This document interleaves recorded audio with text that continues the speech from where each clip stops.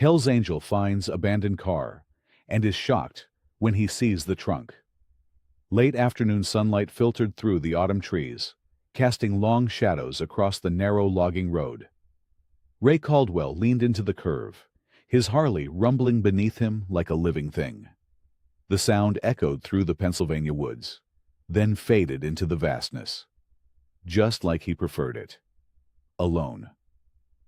At 45, Ray had the weathered look of a man who'd lived hard. His leather cut displayed the distinctive death's head patches of the Hells Angels. Faded tattoos covered his forearms, and a thick, gray-streaked beard framed a face that rarely smiled anymore. Most people crossed the street when they saw him coming. That suited Ray just fine.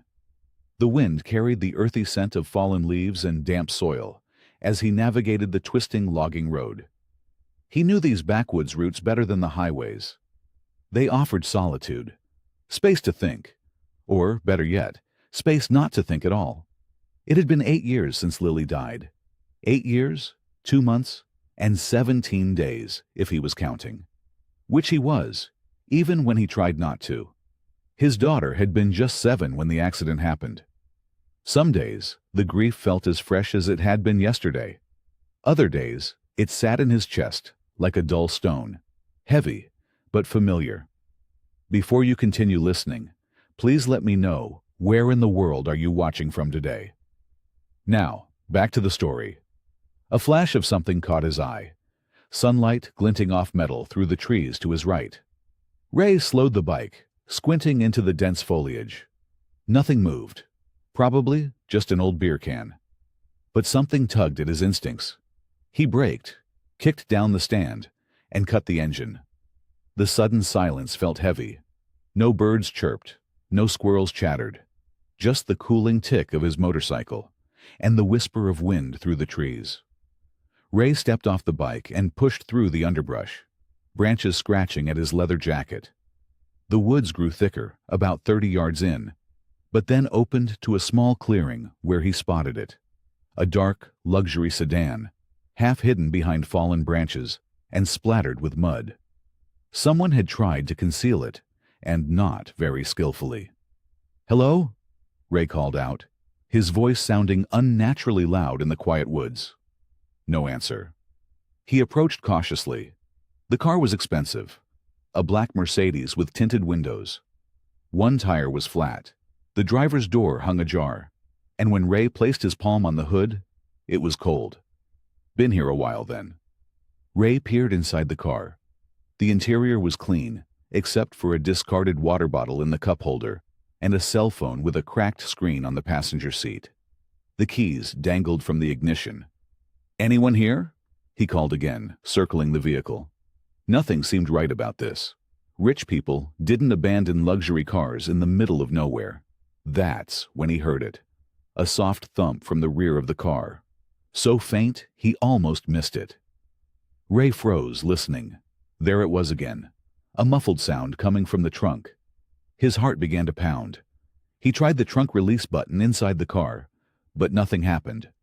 Battery dead, maybe. Or locked separately.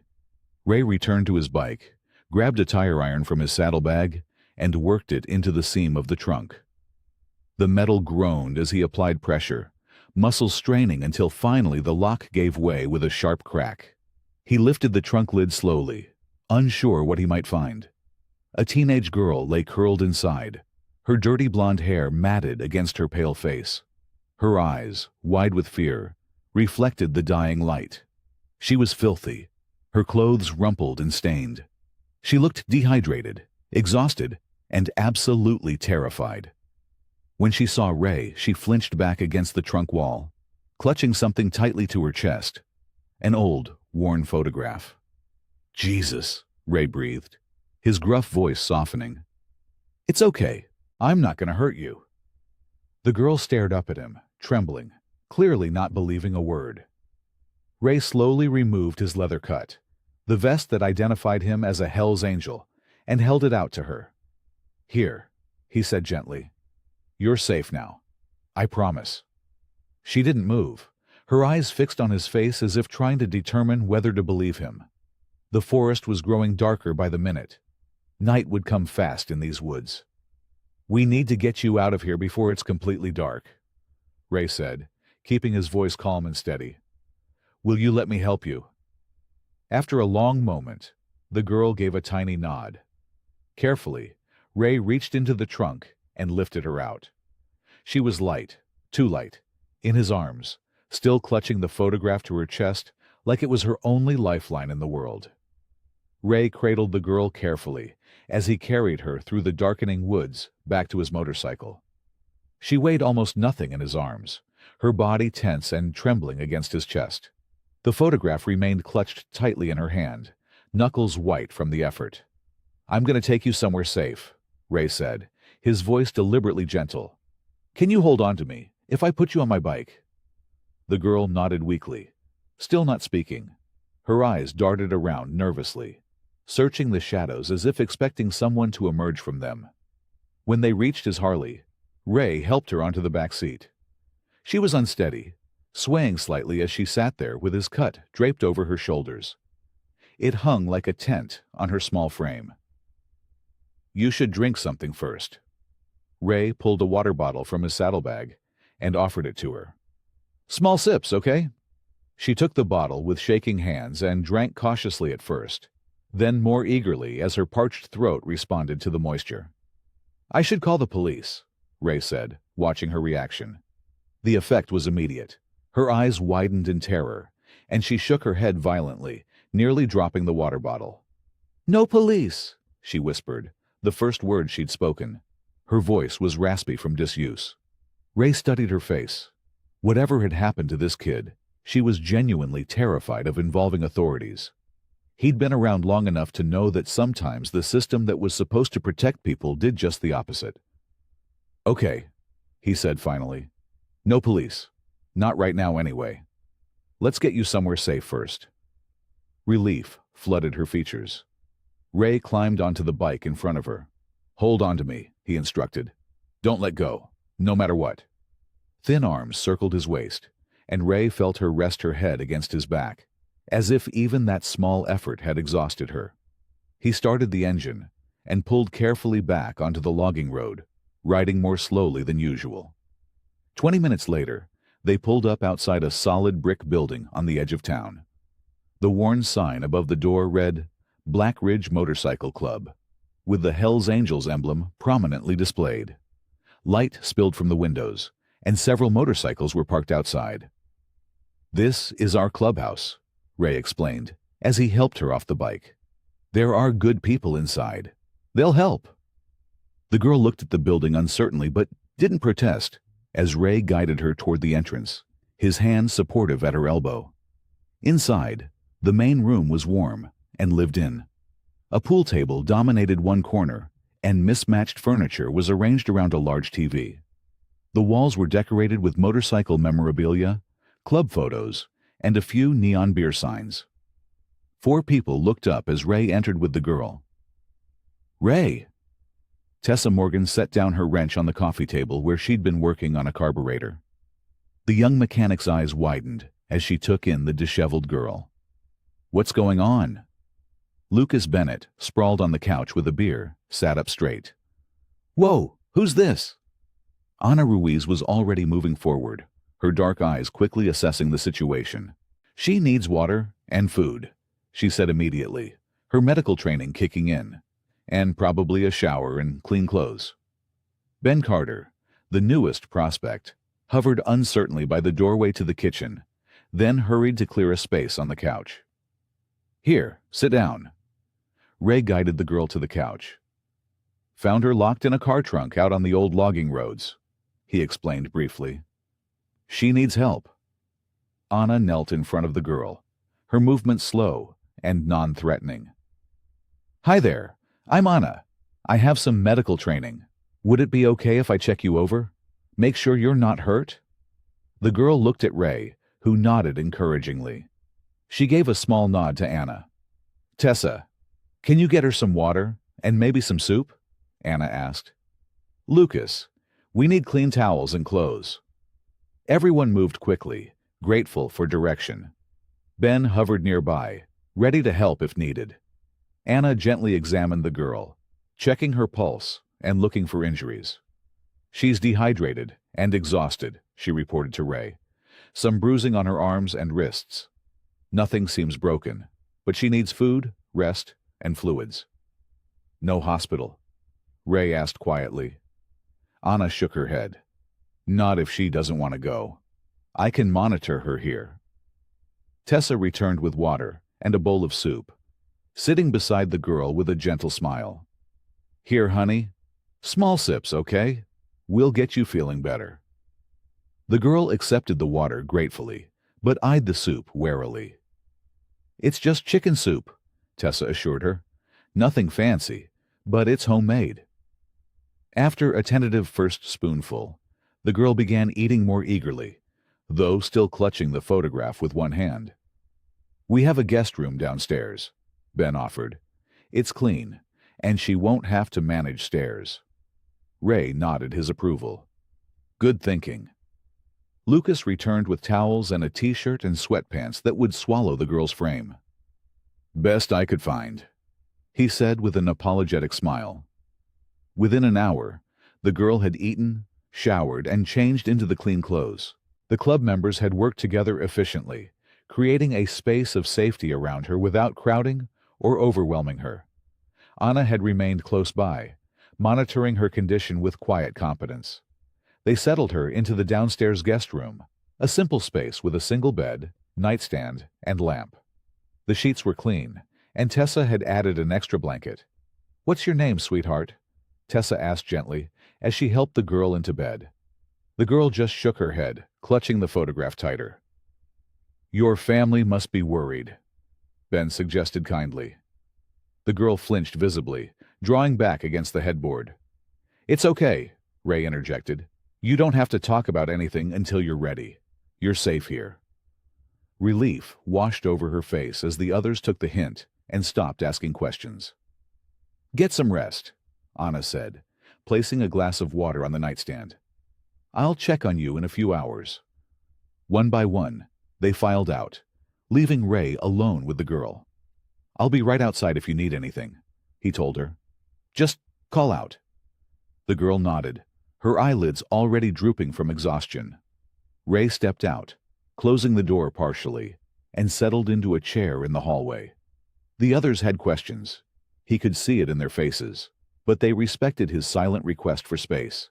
Eventually, they drifted off to their own rooms or activities, occasionally glancing his way. The clubhouse grew quiet as midnight approached. Ray remained at his post, unable to shake the protective instinct that had seized him in the woods. Something about this girl, something about finding her trapped and afraid, had awakened feelings he'd buried long ago. Just before midnight, he heard it, soft, muffled sobs coming from behind the door. Ray closed his eyes, his hands gripping the armrests of his chair. The sound cut through him like a knife, familiar and agonizing. He stayed where he was, giving her privacy while keeping watch. Whatever had happened to this kid, whatever she was running from, Ray knew one thing for certain. Nothing was going to hurt her again. Not while he was around. The old clubhouse settled into its nighttime rhythms. Most members had turned in, leaving the building in near silence except for the steady hum of the refrigerator and the occasional protest of ancient pipes as water moved through them. Ray sat in the hallway outside the girl's room, keeping his promise to stay close. He listened to the subtle changes in her breathing, noting when she fell into fitful sleep and when she stirred awake again. Around 2 a.m, he heard her shifting restlessly. Quietly, he stood and headed to the kitchen, returning with a small plate of toast and a fresh glass of water. He knocked softly before pushing the door open. The girl was sitting up in bed, her back against the headboard, knees pulled to her chest. The photograph rested on her lap. Thought you might be hungry, Ray said, his voice pitched low. She watched him warily, but made no move to hide or run. Ray took this as permission to enter. He placed the plate and water on the nightstand, and then sat in the chair in the corner, giving her plenty of space. You don't have to talk, he said. But the food might help. After a moment of hesitation, the girl reached for a piece of toast. She took small, careful bites, her movements precise and measured. Ray noticed she ate like someone who had been taught strict table manners, not like someone who had ever gone hungry. As they sat in the quiet room, footsteps approached in the hallway. The girl tensed until Tessa appeared in the doorway, her dark hair loose around her shoulders, dressed in an oversized t-shirt and sweatpants. "Hey," Tessa said with a warm smile. "Couldn't sleep either, huh?" The girl didn't answer, but some of the tension left her shoulders at Tessa's easy tone. "Mind if I join you?" Tessa asked, directing the question to both of them. Ray nodded, and Tessa settled on the floor, leaning back against the wall. She started talking casually about the motorcycle she was restoring. It's a 1976 Harley Sportster. Previous owner didn't treat her right, but she's got good bones. Changed out the spark plugs today, and she's already running smoother. Tessa continued, her voice flowing like a gentle stream, not expecting or demanding responses. The girl finished her toast, listening to Tessa's comfortable chatter. Ray watched her carefully. Something about her demeanor struck him. Her fear wasn't wild or chaotic. It was controlled, almost disciplined. The way she held herself even now was too perfect, too careful, like someone who had spent years being observed, corrected, and molded. His eyes drifted to the photograph she still guarded. From his angle, he could make out what looked like a younger man holding something, perhaps a baby. The image was worn at the edges, clearly handled often. Ray didn't ask about it, or try to take it for a closer look. Some treasures weren't meant to be shared until trust was built. Tessa moved on to talking about the upcoming autumn festival in town. They string lights through all the trees in the square, and there's apple cider that'll change your life, I swear. Maybe we could take you, once you're feeling better. The girl didn't respond, but something in her eyes shifted. A flicker of longing, perhaps, for normal things. Eventually, Tessa yawned and stood up. "Try to get some rest," she said gently. "We'll be around if you need anything." After Tessa left, Ray remained in the chair. "I'll stay until you fall asleep," he offered, "if that's okay." The girl nodded, sliding down under the blankets. Her fingers still clutched the photograph, but her grip had relaxed slightly. Within minutes, her breathing deepened, and she drifted off to sleep. Ray stayed, watching over her like a sentinel. He dozed occasionally in the chair, but never fully slept. Near dawn, a choked cry jolted him awake. The girl was thrashing in the bed, caught in the grip of a nightmare. Before Ray could reach her, she bolted upright, eyes wide with terror. She scrambled backward, nearly falling off the bed in her panic to escape whatever horrors had followed her into sleep. "Hey! Hey!" Ray said firmly but gently, not touching her. "You're safe. You're at the clubhouse, remember? No one can hurt you here." The girl's breathing came in sharp gasps as her eyes darted around the room, slowly recognizing where she was. Her panic ebbed, but fear still radiated from her. "They'll find me," she whispered, her voice cracked and hoarse. "They always do." Ray crouched down to her eye level, keeping his movements slow. "Who will find you?" She shook her head, tears welling in her eyes. "I can't," she started, then stopped, swallowing hard. "Emily," she said suddenly, the words seeming to surprise even her. Ray tilted his head. "Is that your name? Emily?" She nodded once, clutching the photograph tighter to her chest. "Emily," Ray repeated, giving weight to her name, acknowledging her existence. "I'm Ray." Emily's eyes met his, searching for something, truth, perhaps, or safety. "I can't go back," she said, her voice stronger now. "Please, don't let them find me." The desperation in her voice struck Ray to his core. He knew what it meant to make a promise that mattered, and he knew what it cost when such promises were broken. "I won't let anyone hurt you," Ray said, the words falling between them with the weight of stone. "No one's taking you anywhere you don't want to go." Emily's shoulders sagged with relief, as if she'd been carrying the world on them. Ray felt the promise settle into his bones. The first real promise he'd made to anyone since he'd failed to keep his daughter safe years ago. The weight of it was familiar, terrifying, and somehow right. Morning crept into the clubhouse through half-drawn blinds. The kitchen filled with soft gray light that made everything look slightly hazy, as if the world hadn't fully woken up yet. The smell of coffee and bacon filled the air as Lucas worked at the stove, humming under his breath. Emily sat at the kitchen table, wearing a faded blue t-shirt and sweatpants that hung loose on her small frame. Her damp hair was combed back from her face, revealing the delicate structure of her cheekbones and the shadows beneath her eyes. Fresh from the shower, with the dirt and grime washed away, she looked even younger than Ray had first thought, 16 at most, and small for her age. Anna knelt beside Emily's chair, carefully examining a bruise that wrapped around her forearm. "This looks a few days old," Anna said, her voice professional but kind. "Does it hurt when I press here?" Emily shook her head, but flinched slightly when Anna applied antiseptic to a small cut near her elbow. "Sorry," Anna murmured. "Almost done." Ray leaned against the counter, giving Emily space while keeping her in his line of sight. He noticed how her eyes darted to the windows every time a bird flew past or a branch tapped the glass. She sat with her spine straight, shoulders tense, like someone expecting danger from any direction. "Hope you like pancakes," Lucas called over his shoulder, flipping one with unnecessary flair. "I'm world famous for them. Well, famous in this kitchen anyway." A ghost of a smile touched Emily's lips, but vanished when the front door opened and closed somewhere in the building. Her hand automatically reached for the photograph that now rested in the pocket of her borrowed sweatpants. Ray pushed himself off the counter and moved to where Emily could see him better. "Just Tessa coming back from the hardware store," he explained.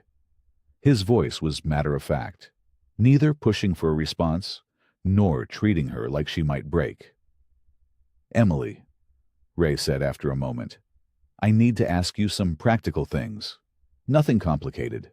Just basics so we can help." She looked at him with those watchful eyes, but gave a small nod. "Any allergies we should know about? Medicines you can't take?" She shook her head. "Anything hurting that Anna hasn't checked?" Another headshake. "Do you need to see a doctor?" "No," Emily said quickly, the word sharp with fear. "No doctors." Ray nodded, accepting this without argument. "Okay, no doctors for now." Lucas slid a plate of pancakes in front of Emily. "The secret ingredient is cinnamon," he said with a wink. "Makes everything better." Emily picked up her fork, but paused when a car drove past the clubhouse, its engine louder than most. Her knuckles whitened around the utensil. "We're pretty out of the way here," Lucas said, noticing her reaction. "Not many people come down this road unless they're looking for us specifically. And trust me, nobody looks for us unless they're already friends." Anna finished bandaging Emily's arm and stood up. "All done. Nothing serious, but let me know if anything starts hurting more than it should." Emily nodded her thanks and took a small bite of pancake.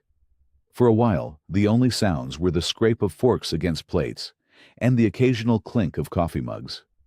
"Emily," Ray said finally, his voice low, "I need to understand what happened. Not everything, not all at once, but enough to know what we're dealing with." Emily set down her fork and stared at her plate. When she spoke, her voice was barely above a whisper. "I wasn't kidnapped." Ray exchanged glances with Anna, who raised her eyebrows but stayed quiet. "I put myself in that trunk," Emily continued, each word seeming to cost her. "I needed to hide." "You hid yourself in a car trunk?" Lucas asked, his usual humor gone. "It was better than staying where I was," Emily said, a flash of defiance breaking through her fear. "I knew they'd be looking for me, but not in the trunk of an abandoned car." "Who's looking for you, Emily?" Ray asked carefully. Emily's eyes met his, and the raw fear in them made his chest tighten. "My family." she said simply. I was running from home. The weight of her words settled over the kitchen. This wasn't about rescuing a random victim anymore. This was about a girl so desperate to escape her own family that she'd hidden herself in a car trunk in the middle of nowhere. Must be a pretty bad home to make that seem like the better option, Ray said quietly. Emily looked down at her hands. You have no idea. The late morning sun warmed the wooden steps of the clubhouse's back porch. Ray sat beside Emily, both of them nursing cups of coffee. His black, hers with enough sugar to make him wince. The backyard wasn't much, just a patch of grass bordered by a chain-link fence and a few scraggly trees, but it offered open air and visibility in all directions, which seemed to help Emily breathe easier. Nice out here, Ray said, his eyes scanning the perimeter out of habit. Sometimes I just sit and watch the birds. Emily looked surprised. You watch birds? Don't look so shocked, Ray said with a hint of a smile. Even Hell's Angels can appreciate a cardinal now and then. They sat in comfortable silence for a few moments, the tension in Emily's shoulders easing slightly in the sunlight. Ray didn't push, didn't demand. He just waited. My family has money, Emily finally said, her voice small but steady. A lot of it. We live in one of those houses where the floors are always polished and there's staff and everything looks perfect in the photos. Ray nodded, keeping his face neutral despite his surprise. He'd guessed she came from means by her speech patterns and the quality of the abandoned car. But her revelation suggested serious wealth.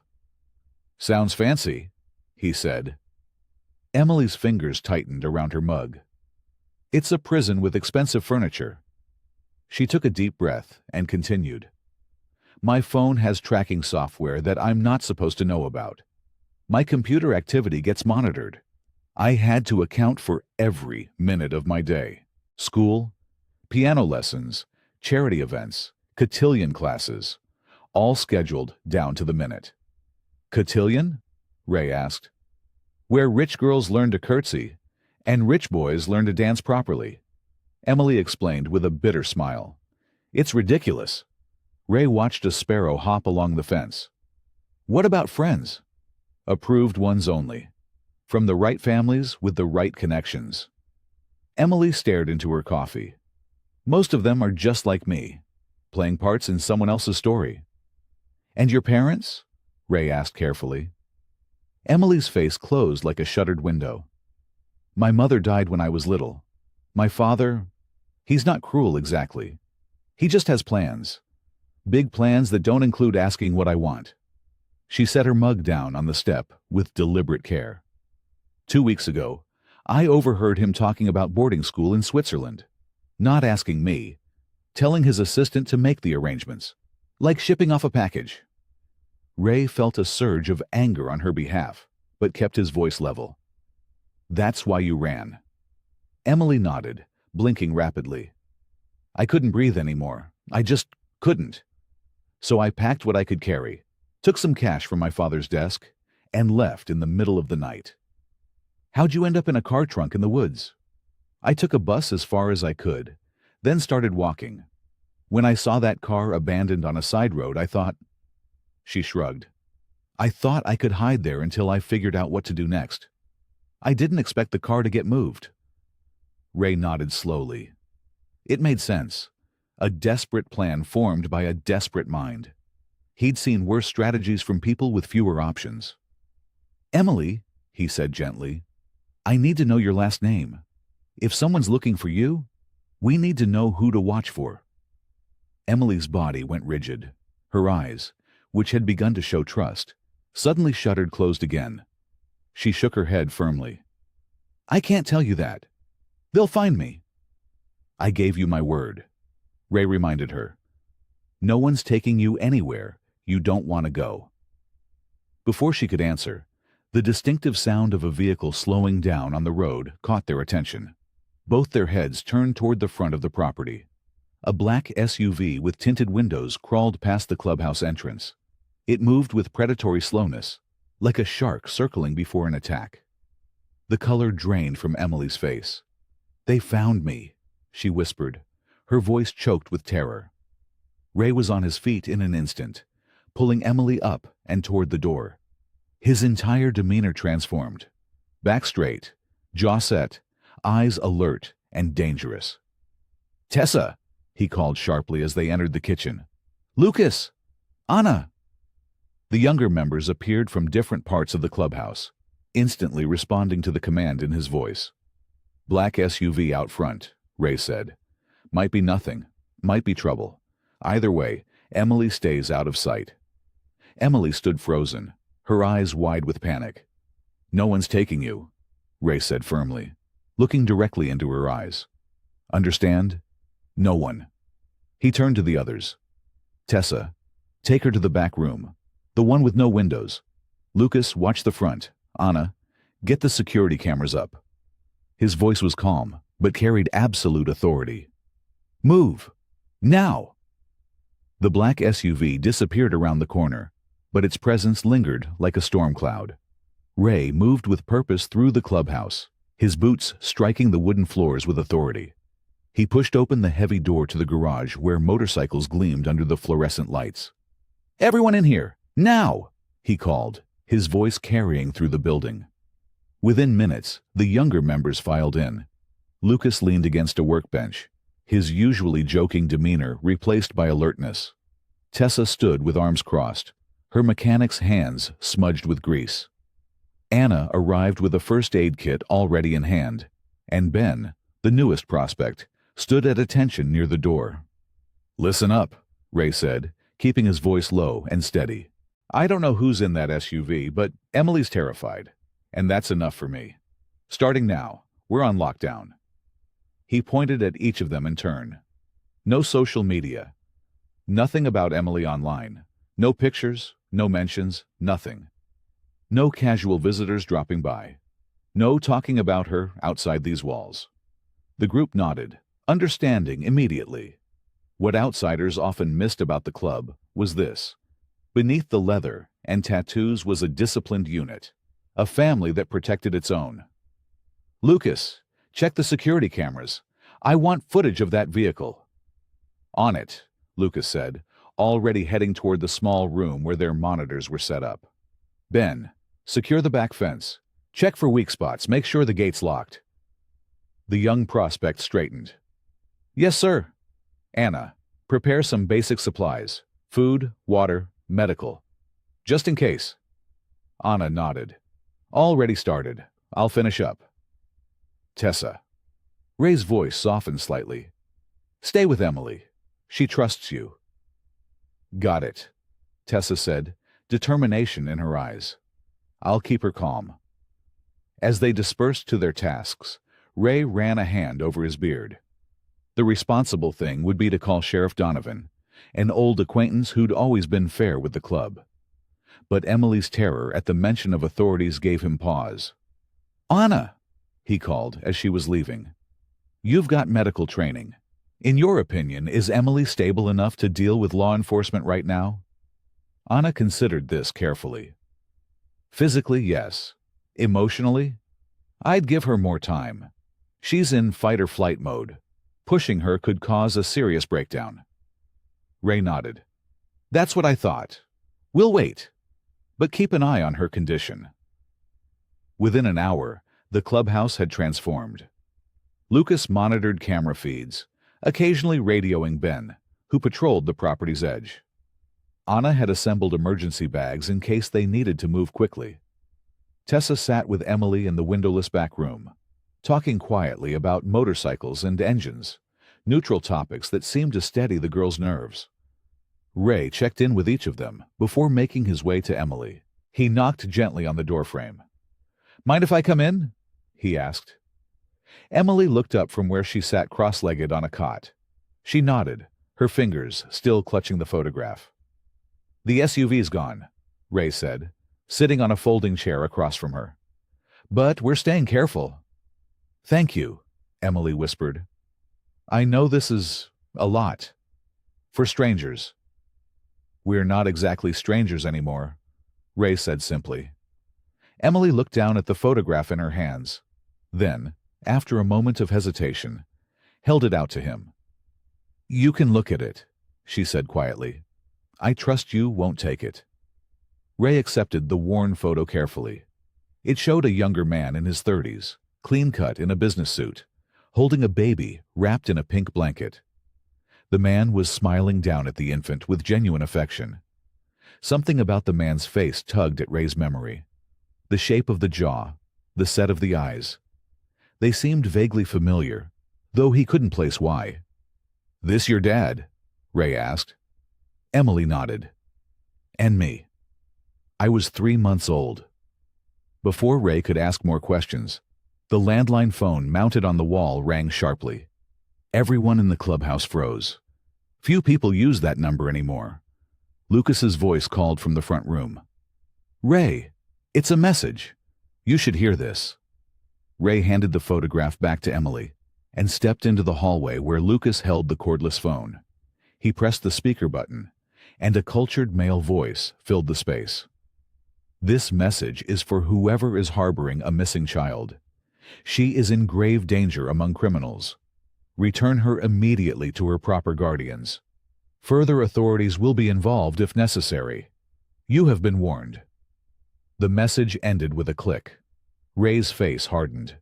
The threat now had a voice, polished, controlled, and absolutely certain of its power. "They found us," Emily whispered from the doorway, her face pale with fear. Ray closed the door to his private room at the back of the clubhouse. The space was sparse but orderly. A bed with military corners, a wooden desk, and a shelf holding a few worn books. A lamp cast warm light across the weathered surface of his desk, where he now placed Emily's photograph. He studied it more carefully under the better light. The man in the business suit holding the baby had a confidence about him. Shoulders back, chin lifted. But it was the genuine smile that caught Ray's attention. There was real love there, not the posed kind for cameras. Ray's fingers traced the outline of the man's face. The jawline was familiar, sharp, like their father's had been. And there, just at the edge of the left eyebrow, a small, faint scar, barely visible in the photograph's aging surface. His breath caught. The scar came from a tree-climbing accident when they were kids. Ray had dared him to go higher. When the branch broke, Ray had carried his bleeding little brother home on his back. "Daniel," Ray whispered, the name foreign on his tongue after so many years. He sank into his chair, memories flooding back. 23 years since they'd last spoken. 23 years since the funeral where harsh words were exchanged, where blame was cast, where Ray, already the family disappointment, had walked away from everything, including his younger brother, who was building a proper life with his new wife. Daniel Caldwell. The name Ray had buried along with so much else. He pulled a small metal box from his bottom drawer and unlocked it with the key he kept on a chain around his neck. Inside lay a few precious things. His daughter Lily's small bracelet, her last school photo, and beneath these treasures, folded and yellowed, a newspaper clipping about Daniel Caldwell's appointment as CEO of some financial company years ago. Ray had never thrown it away, though he'd told himself he didn't care. The photograph in his hand now was much older than this clipping. It showed a Daniel he hadn't known, a young father looking at his baby with complete adoration, a man who had once known how to love freely before grief and ambition hardened him. Which meant Emily was... Ray closed his eyes. His niece. The baby in the photo was his niece. He tucked the clipping away and locked the box. With the photograph held carefully in his weathered hands, Ray made his way downstairs. Each step felt heavy with the weight of decades. In the main room, Lucas and Ben played cards while keeping watch on the security monitors. Anna was organizing supplies in the kitchen. Tessa sat with Emily at the long wooden table, showing her how to clean motorcycle parts. A simple task to keep her hands busy. Emily looked up when Ray entered. Something in his expression must have signaled the change, because she immediately tensed. "Can we talk?" Ray asked quietly. Tessa squeezed Emily's shoulder and stepped away, giving them privacy, but staying within sight. Ray sat across from Emily and placed the photograph between them. "I need to ask you something important," he said, his voice rough with emotion. "What's your full name, Emily?" She hesitated, eyes darting to the door as if calculating an escape. "I'm not sending you back," Ray assured her. "That's not what this is about. But I need to know." Emily's fingers tightened around the rag in her hands. "Why?" "Because I think," Ray struggled to form the words, "I think I might know more about your situation than I realized." Emily studied his face, searching for deception. Finally, she sat up straighter, gathering courage. "Caldwell," she said. "My name is Emily Caldwell." The confirmation hit Ray like a physical blow. The other club members, sensing the tension, stopped what they were doing. "Your father," Ray said slowly. "Daniel Caldwell." Emily nodded, suddenly afraid. "You know him." It wasn't a question. Ray's rough hands trembled slightly as he pushed the photograph toward her. "He's my brother." Emily's eyes widened with shock. "What? No, that's not... He never mentioned a..." "We haven't spoken in over 20 years, Ray said. "Family history. Bad blood." Emily looked at him with new fear. "Are you going to call him? Make me go back." Ray shook his head, his eyes suddenly bright with emotion he rarely showed. "No, Emily. It means your family to me, too." His voice broke slightly. "And I don't abandon family. Not again." Emily stared at him, tears welling in her eyes as she processed this revelation, that she had fled from one part of her family only to find another she never knew existed. The clubhouse had gone completely silent, everyone watching this unexpected reunion unfold before them. The sun crept over the horizon, painting the clubhouse porch in soft, golden light. Ray sat on the wooden steps, a mug of black coffee warming his hands against the morning chill. Sleep had been impossible. Every time he closed his eyes, memories flooded back, of Daniel as a kid trailing after him, of their last bitter argument, of all the years of silence that followed. The door creaked open behind him. Emily stepped out, wrapped in one of Tessa's oversized hoodies, her hair slightly messy from sleep. Dark circles shadowed her eyes. "You're up early," Ray said, scooting over to make room. Emily sat beside him, keeping a careful distance. "I didn't sleep much." "That makes two of us." Ray took a sip of coffee, watching the mist rise from the trees beyond the fence. Birds called to each other in the distance. The world was waking up, oblivious to the storm brewing in their lives. "Is it true?" Emily finally asked, her voice small. "You're really my uncle?" Ray nodded slowly. "Your father is my younger brother." "He never mentioned having a brother. Not once." Emily pulled the hoodie tighter around herself. "Why?" Ray set his mug down on the step. "That's a long, complicated story." "I think I deserve to know," Emily said, a flash of stubbornness crossing her face. "You do," Ray agreed. "And I won't lie to you, Emily. Whatever happened between me and Daniel, that's not your fault. Not one bit." The morning breeze rustled through the trees. In the distance, a motorcycle engine started up as one of the club members headed out for an early shift. "We grew up about 30 miles from here," Ray began. "I was the troublemaker. Daniel was the good kid, smart, followed the rules, made our parents proud." Emily listened, her eyes fixed on the horizon. "When I was 20, I joined the club. Our parents hated it. Daniel was heading to college by then." Ray paused, choosing his words carefully. "We had different paths. I made some mistakes. Then, when our parents died, things got worse between us." "My grandparents," Emily whispered. "I never knew them either." Ray's heart ached at that. There was a funeral, harsh words, I walked away from everything, including Daniel. He was starting his life with your mother then. Emily's head snapped up. You knew my mom? Ray shook his head. I only met her once at the funeral. She seemed kind. Pretty. Daniel looked at her like she was everything. She died when I was 3, Emily said flatly. I don't remember her. I'm sorry, Ray said, meaning it. After I left, Daniel and I never spoke again. I heard things over the years. About his success, his company. Nothing about you, though. I didn't even know you existed until yesterday. Emily was quiet for a long moment. So, I have an uncle who's a biker, she finally said, the faintest hint of a smile touching her lips. Dad would hate that.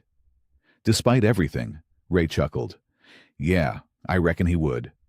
He controls everything in my life, Emily said, her voice suddenly hard. Where I go, what I wear, who I talk to. He has security follow me to school, monitors my phone, my computer. Says it's for my protection, but it's like living in a prison.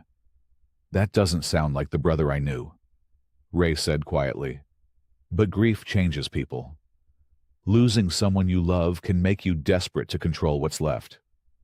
Emily pulled the photograph from her pocket and stared at it. I found this hidden in a box of old things in our attic. I took it because he looked happy here. Real. Not like the robot he is now. Ray studied the image again. His brother smiling, holding baby Emily with such obvious love. I think your dad is probably more hurt than monstrous, Ray said carefully. Doesn't make what he's doing right, though. Control isn't protection. Emily nodded, tears in her eyes. I need to find out more before we decide what to do next, Ray said, standing up. Lucas and I will head into town. Ask some careful questions. Tessa and Anna will stay here with you. You're not sending me back? Emily asked, a tremor in her voice. Ray looked at her steadily. I made you a promise, Emily. I keep my word. Inside, they found Lucas, already dressed and ready, keys jingling in his hand. We'll be back soon, Ray told Tessa and Anna. Keep the gates locked. Call if anything feels wrong. Emily hugged herself as she watched them prepare to leave. Be careful, she said quietly. Ray squeezed her shoulder gently. Always am. We just need facts now, that's all. No use fighting shadows. Ray and Lucas cruised slowly through Riverview's main street, keeping their bikes at a rumble, just quiet enough not to turn heads. The morning had warmed into a pleasant day, with sunlight bouncing off storefronts and locals going about their business. Small town hasn't changed much, Ray commented as they pulled into Maggie's diner. That's why I like it, Lucas replied, smoothing his dark hair back. Folks mind their business mostly. The bell jingled as they entered.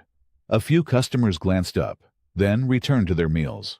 Ray recognized the owner's daughter behind the counter. Maggie Jr., everyone called her, now in her 30s, but with the same bright smile. Ray Caldwell, she greeted him. Been a while. Coffee? Please. Ray settled onto a stool at the counter, Lucas beside him. Anything interesting happening around town? Maggie poured 2 steaming mugs. Same old, same old. Though there was some fancy car driving around yesterday, asking questions. Ray's expression remained neutral. What kind of questions? Something about a missing girl. She lowered her voice. Men in suits, if you can believe it. Not local. Lucas sipped his coffee. They say who they were. Private investigators, they claimed. Left cards with some security company logo. She shrugged. Sheriff Walt didn't seem impressed. Ray nodded, filing away the information. Thanks, Maggie. Any chance of some eggs while we're here? 20 minutes later, bellies full and minds clearer, they pulled into Miller's gas station on the edge of town. Old Jake Miller had known Ray since he was a teenager, stealing cigarettes from the store. Caldwell. Jake nodded, leaning on the counter. Thought you'd left town for good. Never completely, Ray replied, browsing through beef jerky packages. Business good? Can't complain. Had some interesting customers yesterday, though. Jake's eyes narrowed. City types in a black SUV, asking about bikers. Lucas tensed slightly beside Ray. That right? Ray kept his tone casual. What'd you tell them? That we got plenty of folks ride motorcycles around here. Jake snorted. They showed me a photo of a girl, asked if I'd seen her with any of you boys. Ray's heart skipped. What did you say? Told them I don't keep tabs on who rides with who. Jake's weathered face cracked into a grin. Also told them Sheriff Walt handles questions about townspeople. They didn't like that much. Ray placed a 20 on the counter. Appreciate the heads up, Jake. Their final stop was the sheriff's office, but Ray was careful not to go inside. They parked across the street and waited, knowing Walt's habit of taking a mid-morning coffee break on the bench outside. Like clockwork, Sheriff Walt Mercer appeared at 11:15, thermos in hand. He was a lean man in his 50s, with salt and pepper hair and sharp eyes that missed nothing. Spotting Ray and Lucas, he sighed visibly before walking over. Figured I'd be seeing you boys soon, Walt said, settling on a nearby bench. Got something to tell me? Ray sat beside him. More like something to ask. Heard there've been folks looking for a missing girl. Walt studied him carefully.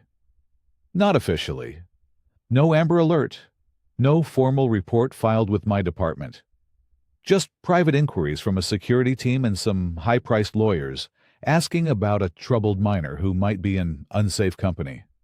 He emphasized the phrases with clear skepticism. Sounds like they're trying to control the story, Lucas observed. Walt nodded. That's how it struck me, too. These weren't concerned parents calling authorities. These were professionals managing a situation. Ray kept his face neutral. Any names mentioned? They weren't forthcoming about details. Just that the family has concerns about the girl's safety and wants her returned without involving courts or press. Walt fixed Ray with a steady gaze. You know more than you're saying, don't you? Ray met his eyes. Hypothetically, Walt, what options does a teenager have if they're running from something that looks perfect from the outside but isn't? Walt leaned back, understanding dawning on his face. Hypothetically, they'd need evidence, documentation of the control or abuse, witnesses, a clear statement in their own words. He lowered his voice. And they'd need to move fast before anyone can spin the narrative against them. And if they're afraid, then someone they trust needs to help them navigate the system. Walt stood, straightening his uniform. But whoever that someone is should tread very carefully. Powerful people play by different rules. Ray nodded, understanding the warning. Appreciate the conversation, Sheriff. I haven't seen anything yet, Walt said pointedly. But if something crosses my desk officially, I'll have to act on it. Ray and Lucas mounted their bikes. As they pulled away, Ray knew their window was narrowing. He needed to get back to Emily and form a real plan before her father's resources found them. The clock was ticking. Ray and Lucas rolled into the clubhouse driveway just before noon, gravel crunching under their tires.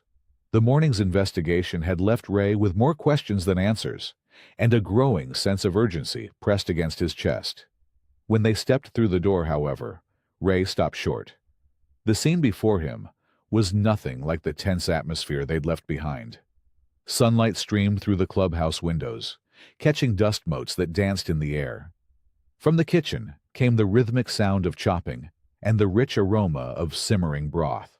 Laughter, bright and unexpected, floated through the open space.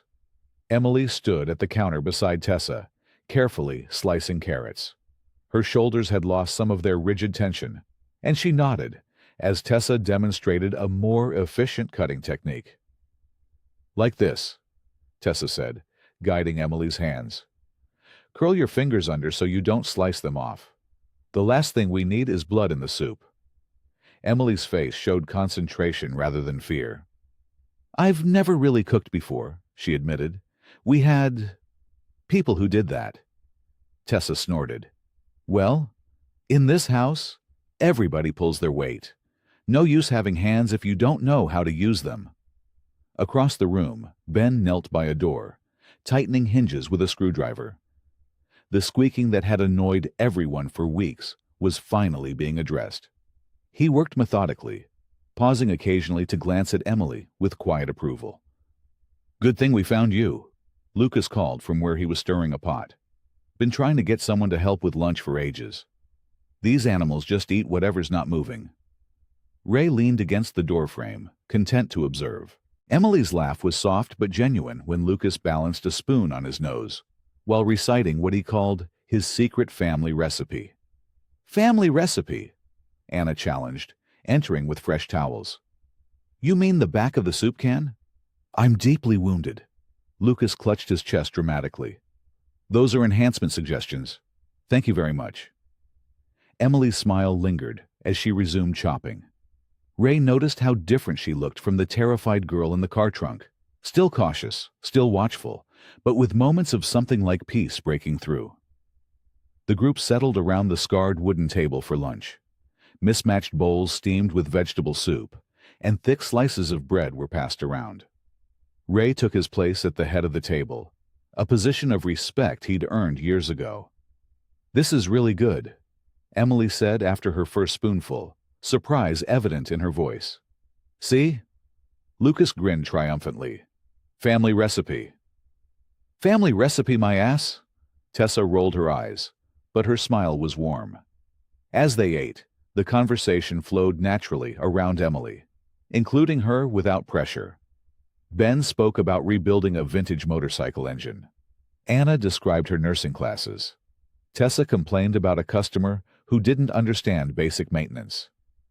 "People judge what they don't understand," Anna said, when the talk turned to how outsiders viewed their clubhouse. She rolled up her sleeve, revealing an intricate tattoo of healing hands. "My professor nearly failed me when she saw this. Assumed I couldn't be serious about medicine." "My old man spent 5 years in prison for something he didn't do," Ben added quietly. "People see the record, not the person. The fancy folks in this town clutch their purses when I walk into the store," Tessa said, "like I'd steal something when I can afford to buy it." Emily looked around the table, her eyes thoughtful. "At my school, it was all about appearances. Perfect grades, perfect clothes, perfect families. But none of it was real. Here's real."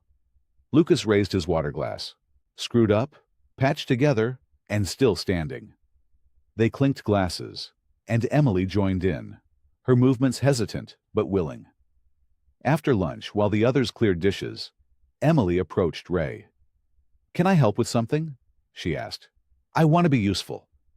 Ray considered her request. "Storage room needs organizing. Blankets, first aid supplies, that kind of thing."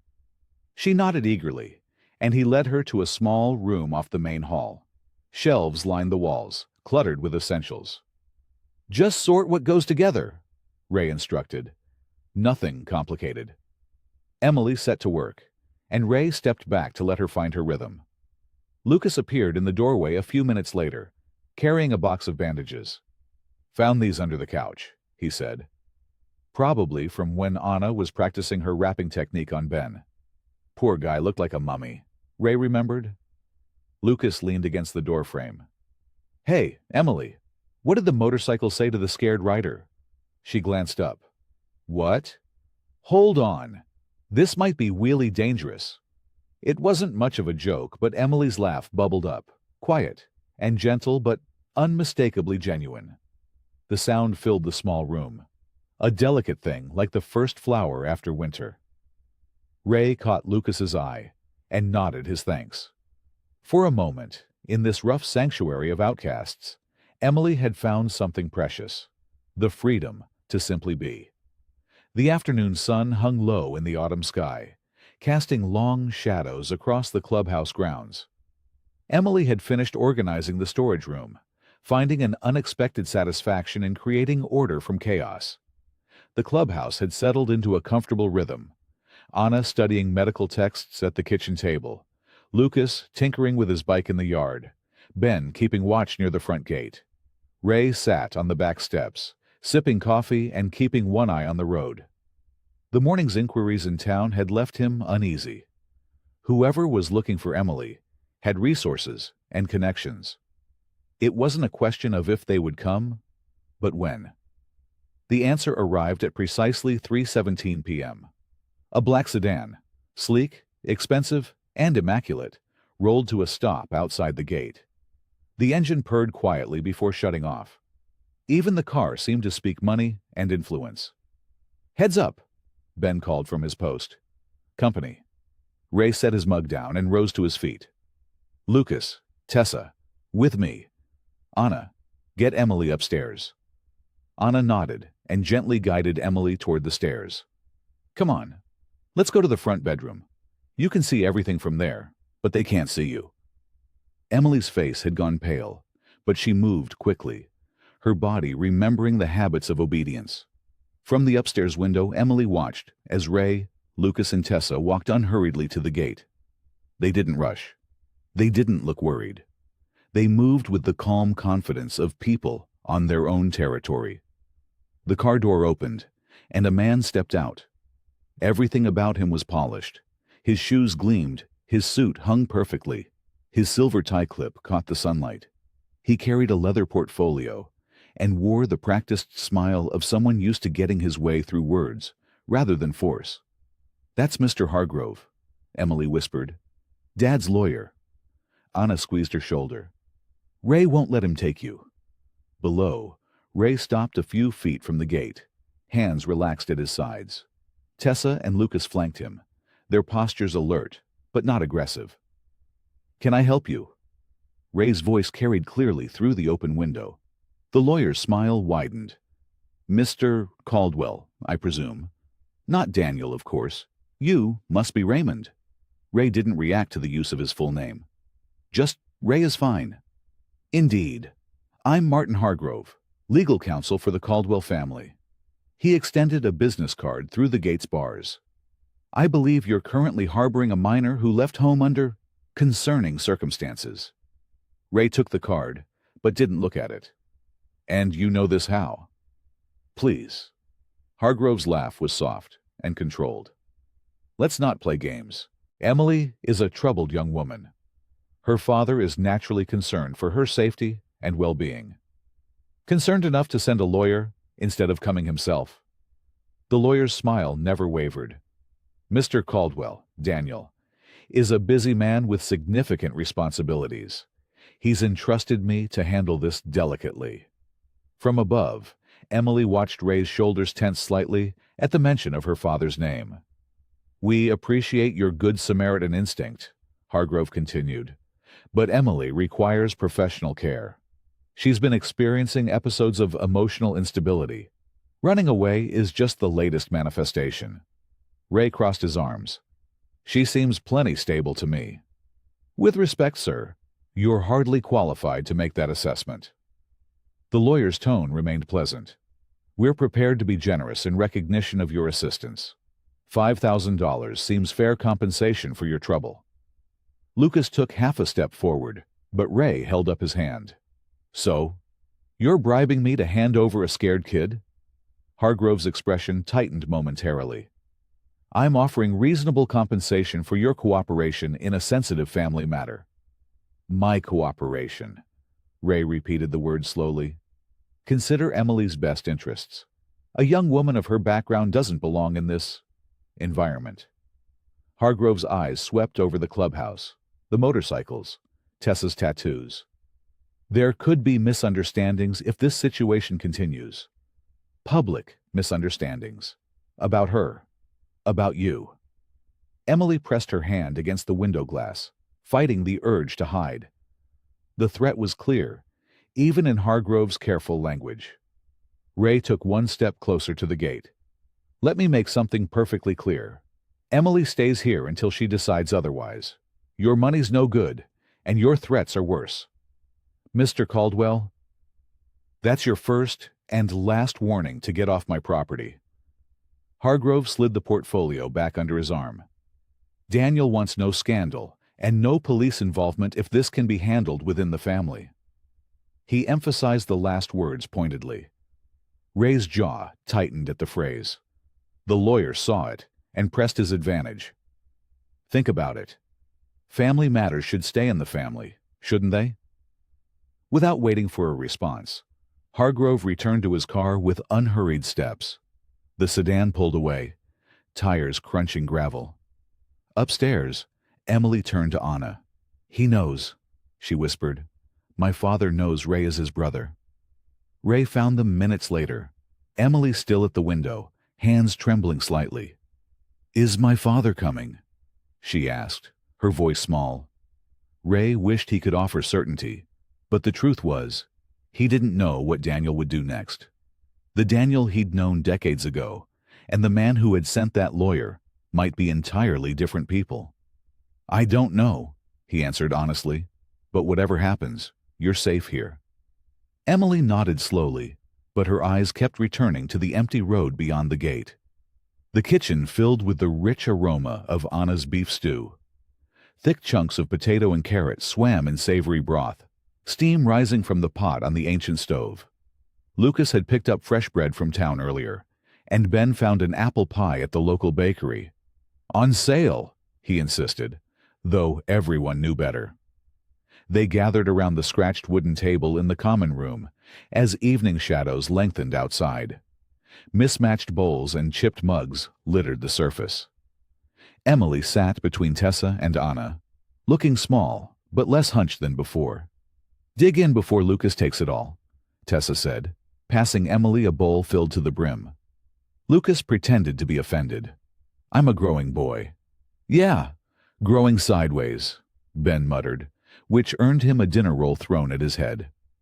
Emily watched their easy banter with quiet fascination. These people with their tattoos, leather, and rough exteriors moved around each other with the comfortable rhythm of family. Ray sat at the head of the table, his presence solid and watchful. The lawyer's visit had left everyone on edge, but here, over steaming bowls of stew, the tension slowly unwound. This is really good, Emily said softly, tasting the stew.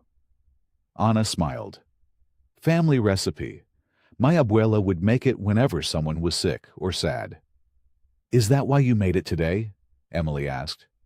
Maybe a little, Anna admitted. Food fixes more than you'd think. Lucas nodded eagerly. Anna's stew got me through my first month here. He glanced at Emily and added, I wasn't exactly a model citizen before I found this place. What happened? Emily asked, curiosity overcoming shyness. Lucas shrugged. Busted for joyriding at 17. Dad kicked me out. Ray found me sleeping behind the gas station. You were stealing their Wi-Fi, Ray corrected, a slight smile softening his weathered face. Essential service, Lucas insisted. Anyway, point is, everyone here's got a story. No perfect people allowed. Tessa nodded. 3 years clean, after some bad choices. My family gave up on me. These guys didn't. One by one, they shared pieces of themselves. Ben's struggle with anger after coming home from military service, Anna's fight to afford nursing school, the mistakes they'd made, and the second chances they'd found.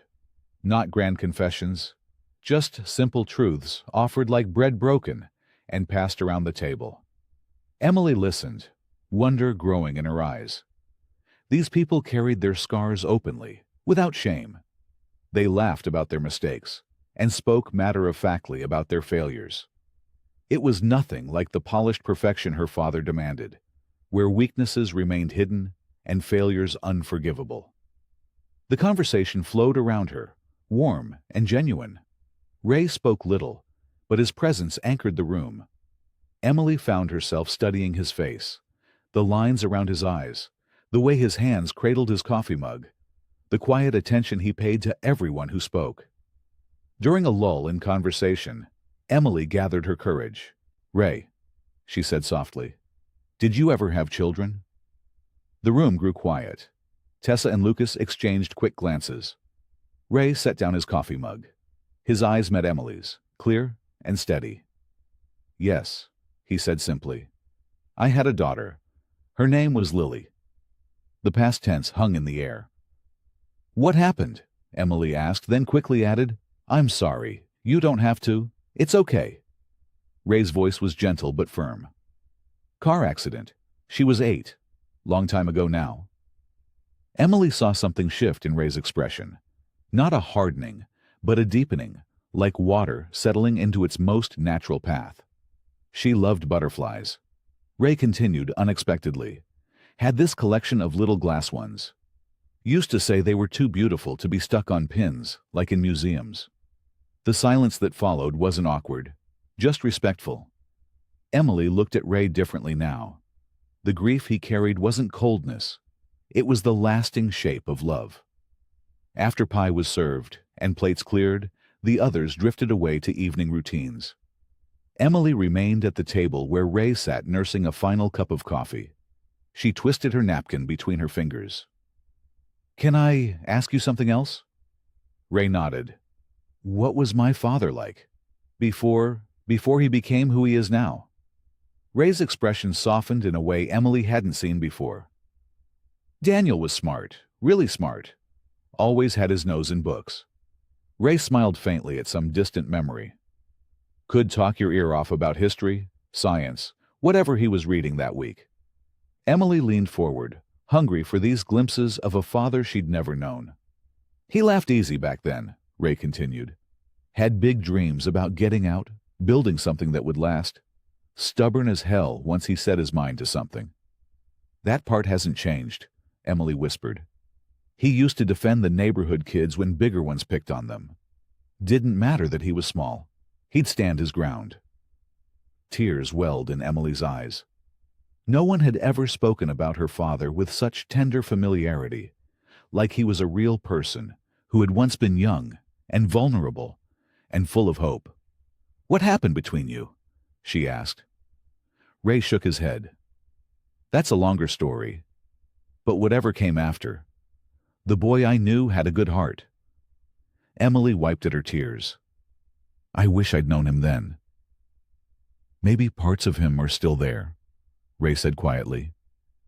"Under everything else." Emily nodded, unable to speak through her tears. Ray realized then that rescuing Emily wasn't just about keeping her safe. It might also mean recovering the memory of who Daniel had once been, not just for Emily, but perhaps for Daniel himself. The morning sun filtered through the clubhouse windows, casting long rectangles of light across the worn wooden floor. Emily sat at the kitchen table, a legal pad in front of her, pen poised above the yellow paper. Anna had pulled her chair close, her calm presence steadying Emily's shaking hand. "Just start with the basics," Anna said gently. "What your normal day looked like.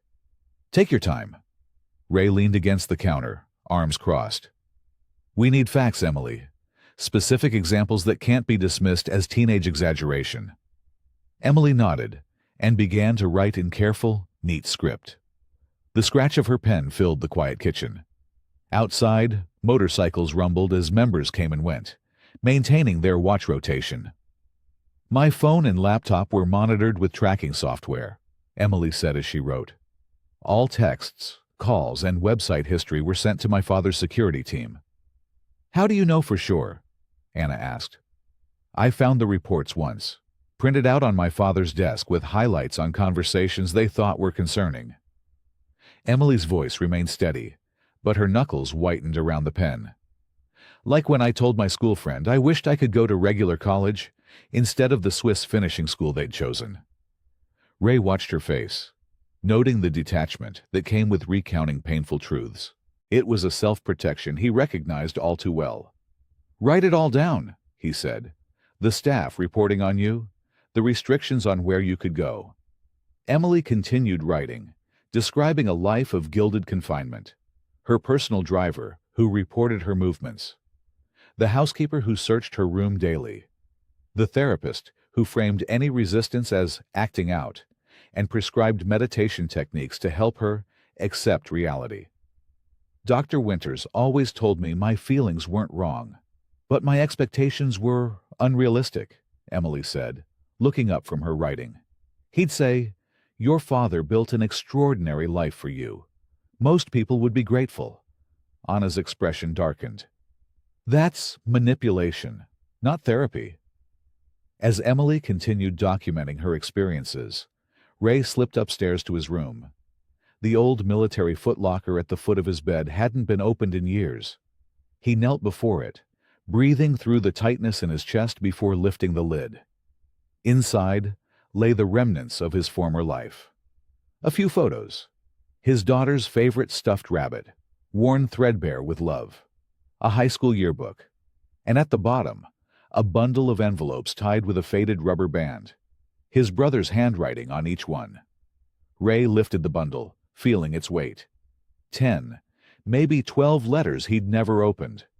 After Lily died, he'd cut off everyone, including Daniel. The letters had arrived during those first black years of grief, and Ray had tossed them in this box, too raw to read whatever excuses or platitudes they might contain. He took the bundle downstairs, setting it on the far end of the table where Emily worked. "Almost done?" he asked. Emily nodded, pushing a strand of hair behind her ear. "I've covered the surveillance, the staff, the social isolation, and the plans they were making." She hesitated. "Is it enough?" "It's a start," Ray said. "The more specific details, the better." While Emily continued writing, Ray stared at the bundle of letters. After several minutes of internal debate, he slipped the rubber band off and selected the earliest envelope, postmarked 3 weeks after Lily's funeral. He opened it carefully, unfolding the pages inside. Daniel's handwriting was neat and controlled, even back then. "Ray, I don't know if you'll read this. They tell me you're not answering your phone or door. I understand. There are no words for what you're going through. I know we haven't been close for years. That's on both of us. But Lily was my niece, and I loved her, even from a distance. When Sarah called to tell me what happened, I felt like the ground disappeared. I'm not writing to fix things between us. I'm writing because grief this big shouldn't be faced alone. Whatever happened in our past, you're my brother. Let me help, even if it's just to sit in silence with you." Daniel. Ray's hands trembled.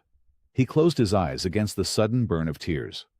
All these years, he'd assumed Daniel's letters contained the same judgment and distance that had driven them apart. Instead, there had been an outstretched hand he'd never seen. At the table, Emily finished her statement with a firm signature at the bottom. "Done," she said, looking up to find Ray staring at an old letter, his face ashen. "Ray, are you okay?" He folded the letter carefully and cleared his throat. "Yeah, fine." He nodded at her pages. "You ready to stand by this? Tell the sheriff the same story if it comes to that?" Emily straightened her shoulders and nodded. "Yes, I won't go back to living like that. Not ever." Ray tucked Daniel's letter into his shirt pocket. "Then, we've got our first step. Let's move on to the next." The courthouse stood tall against the clear blue sky, its red brick facade and white columns a monument to small-town authority. Ray parked his motorcycle in the lot, tucking Emily's folded pages inside his leather jacket. His boots echoed on the polished floor as he made his way to the sheriff's department. Sheriff Walt Mercer looked up from his desk, his weathered face showing mild surprise at Ray's appearance. He waved off a deputy who tensed at the sight of Ray's cut and tattoos. "Caldwell," Walt said, gesturing to the chair across from him. "Didn't expect to see you walking in here voluntarily."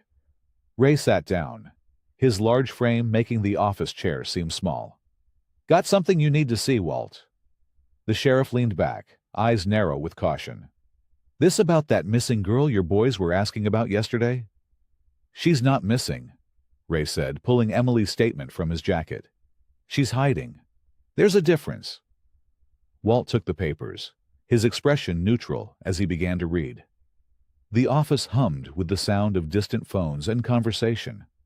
Ray watched Walt's face change as he turned each page, from professional detachment to deepening concern. "This is pretty detailed," Walt said finally, setting the papers down. The surveillance, the psychological manipulation, the financial control. He tapped the signature. And this is directly from her? Every word, Ray confirmed. She wrote it herself this morning. Walt rubbed his chin, lines deepening around his eyes. Where is she now? Safe, Ray said. Not bringing her in until I know she'll be protected. You know I can't just take your word in this statement without seeing her, Walt said. Ray nodded. I'm not asking you to. Just giving you the facts before this gets complicated. The sheriff studied Ray's face. It's already complicated, isn't it? There's something you're not telling me. Ray hesitated, then decided on partial truth. The girl is my niece. Her father and I haven't spoken in decades. Walt's eyebrows rose. That changes things. He picked up the statement again, flipping to the signature. Caldwell. Emily Caldwell. His eyes widened with recognition. Daniel Caldwell's daughter? The developer? Yeah. Walt let out a low whistle. Your brother's done well for himself. Has connections all over the state. Money doesn't make him right, Ray said, his voice hardening. No, Walt agreed, surprising Ray. It doesn't. He leaned forward, placing his hands flat on his desk. This is serious, Ray. If half of what she's written is true, we're talking about emotional abuse and potentially unlawful confinement of a minor. So, you believe her? I believe this deserves proper investigation. Walt's tone was measured. But she needs to come in, give a formal statement. Ideally, with an advocate present. Someone who can represent her interests if her father contests this. Ray nodded. That's the next step. Just needed to know you'd take it seriously. I take any threat to a kid's welfare seriously, Walt said, slight offense in his tone. Badge doesn't mean I'm blind to how power works. He sighed. That said, you need to move quick. If private security gets involved before we establish legal protection, things could get messy. How much time? I can give you unofficial breathing room, maybe a day or two at most. Walt stood up, moving to the window. But I can't promise more than that. Not with someone like Daniel Caldwell involved. Ray rose to leave, feeling both relief and new tension. Thanks, Walt. The sheriff turned back from the window. One more thing you should know. He paused, seeming to weigh his words. Daniel Caldwell checked into the old Caldwell Lake House last night. Ray froze, his hand on the doorknob. What? Got confirmation this morning. He arrived late, brought a security team. Walt's eyes were steady on Ray's face. He's not working through proxies anymore. He's here. Ray felt like he'd been punched. The lake house. Their grandparents' old property, where he and Daniel had spent summers as boys. Where they'd fished and swam and fought and laughed before life and choices pulled them apart. Ray. Walt's voice seemed distant. Thanks for the heads up, Ray managed, walking out into the hallway, his mind racing. Outside, Ray sat on his motorcycle, keys in hand, but engine silent. Daniel was here. Not just a name on paperwork, or a voice on the other end of a phone. Physically here, breathing the same air, walking the same streets. Decades of anger, hurt, and regret collided inside him. His hand trembled as he gripped the handlebars, unsure where to go or what to do next. Ray's motorcycle growled beneath him as he took the winding road away from town. The engine's rumble matched the turmoil in his chest. His brother was here. The thought kept hitting him like waves against a shore, each one threatening to erode his resolve. He slowed as he approached the turnoff to the old Caldwell property. Instead of taking the private drive, he veered onto a narrow dirt path that climbed the adjacent hillside. It was an old fishing trail he and Daniel had used as teenagers, sneaking out at dawn to catch bass before their grandfather woke. At the crest of the hill, Ray killed the engine. The silence felt heavy after the motorcycle's roar. Below him stretched the lake, sunlight dancing across its surface. The Caldwell Lake House stood proud on the opposite shore, a sprawling structure of stone and wood that had once been a modest cabin before Daniel renovated it. 3 black SUVs were parked in the circular driveway. Men in dark clothing patrolled the perimeter, their movements precise and practiced. Through the trees, Ray could make out the gleam of surveillance cameras mounted on discreet poles. "Looks like a damn fortress," Ray muttered. He sat on his bike, the contrast striking him hard. His worn leather, oil-stained jeans and battered boots against the pristine world below. The gulf between their lives had never felt wider. A memory surfaced, unbidden. Ray, 14, teaching 10-year-old Daniel to skip stones across the lake. Their grandfather watching from the dock, pipe smoke curling around his weathered face.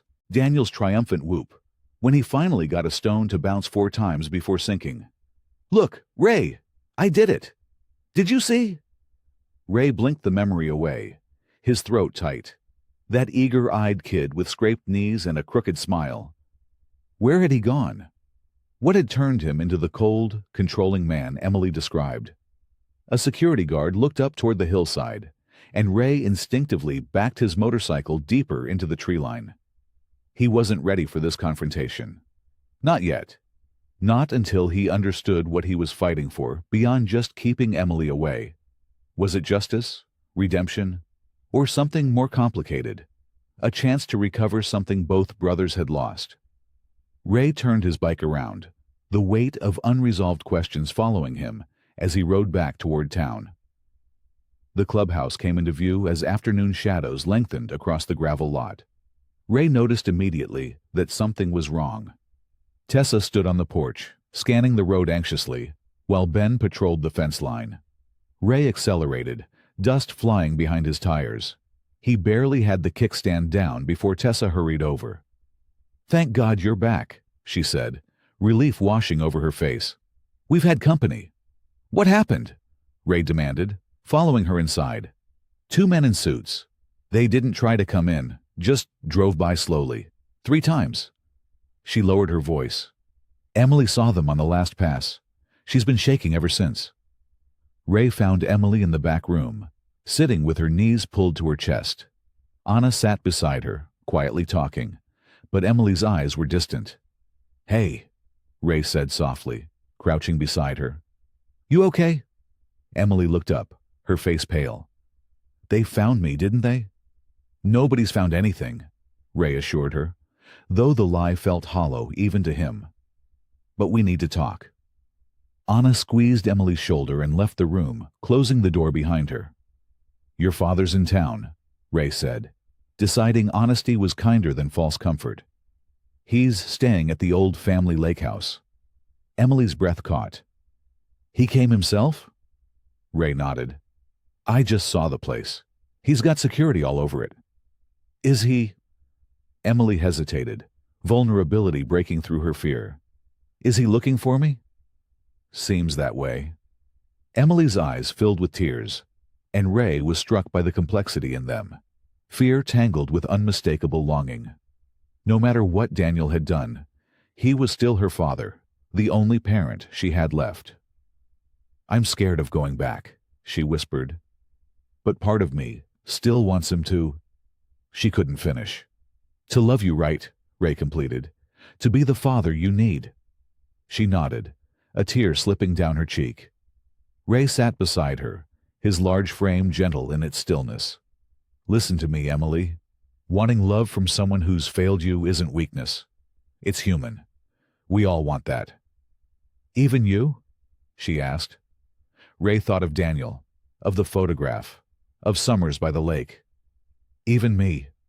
He took her hand, his calloused fingers dwarfing hers. "But we can't hide forever. We need a better plan than just staying out of sight." Emily wiped her eyes, a new determination settling over her features. "What are we going to do?" "We're going to get you heard," Ray said, "by people who can actually help." Outside, the sun began to set, painting the clubhouse in shades of orange and gold. Tomorrow would bring choices none of them were ready for, but for tonight, they still had this sanctuary, this unexpected family built of strays and outcasts and second chances. The garage was alive with sound. Gentle rock music from an old radio, the metallic clink of tools against engine parts, and occasional laughter. Tessa had convinced Emily to spend the evening there, while Lucas worked on restoring a vintage Harley-Davidson. "You can't stay cooped up inside forever," Tessa had told her. "Besides, there's something about engine grease that heals the soul." Emily sat perched on a wooden stool, watching Lucas with curious eyes as he adjusted the carburetor. The smell of motor oil and metal polish filled the warm space.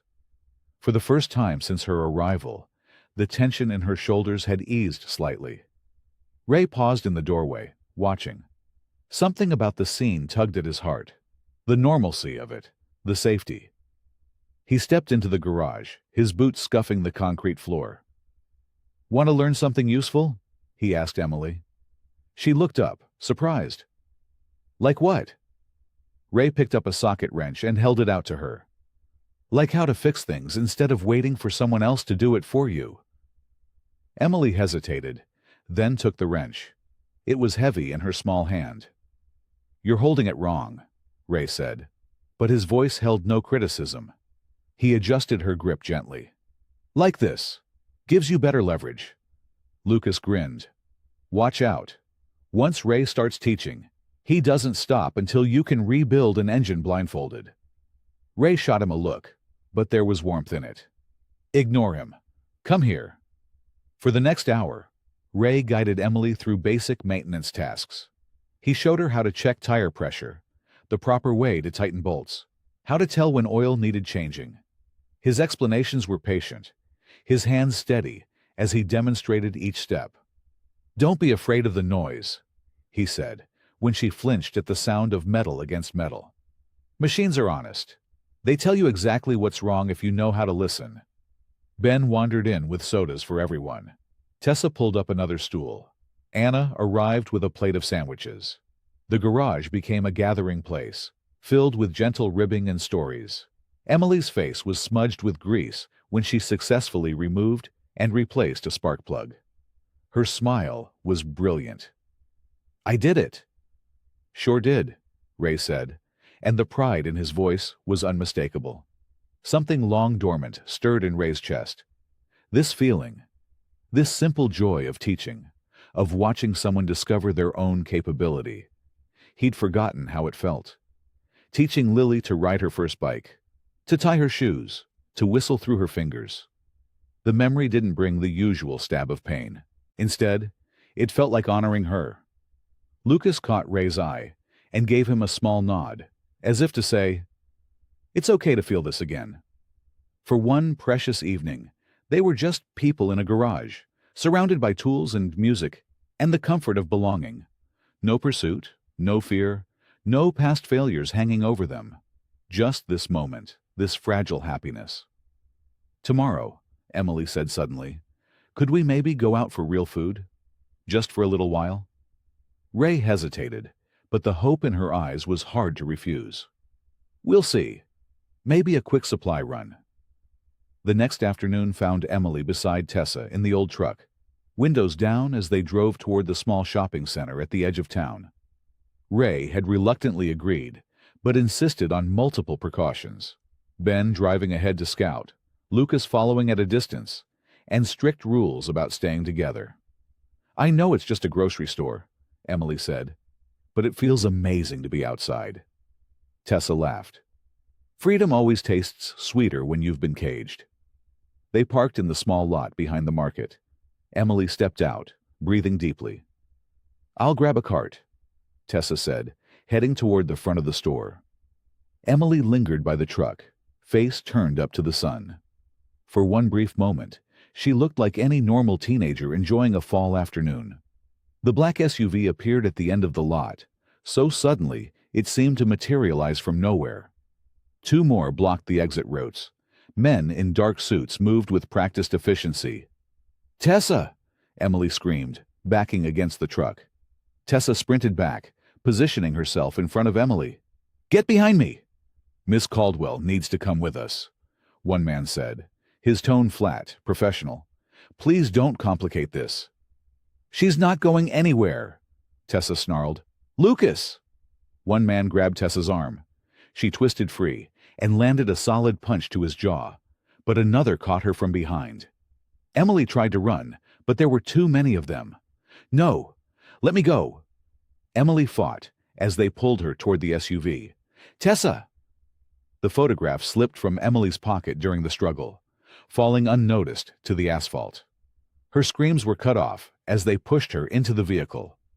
By the time Ray's motorcycle roared into the lot, tires screeching as he skidded to a halt, the SUVs were already pulling away. He caught only a glimpse of Emily's terrified face through the tinted window before they disappeared around the corner.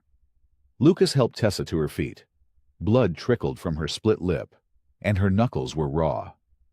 "They came out of nowhere," she said, voice breaking. "I tried, Ray. I tried to stop them." Ray's eyes fell to the photograph lying on the ground.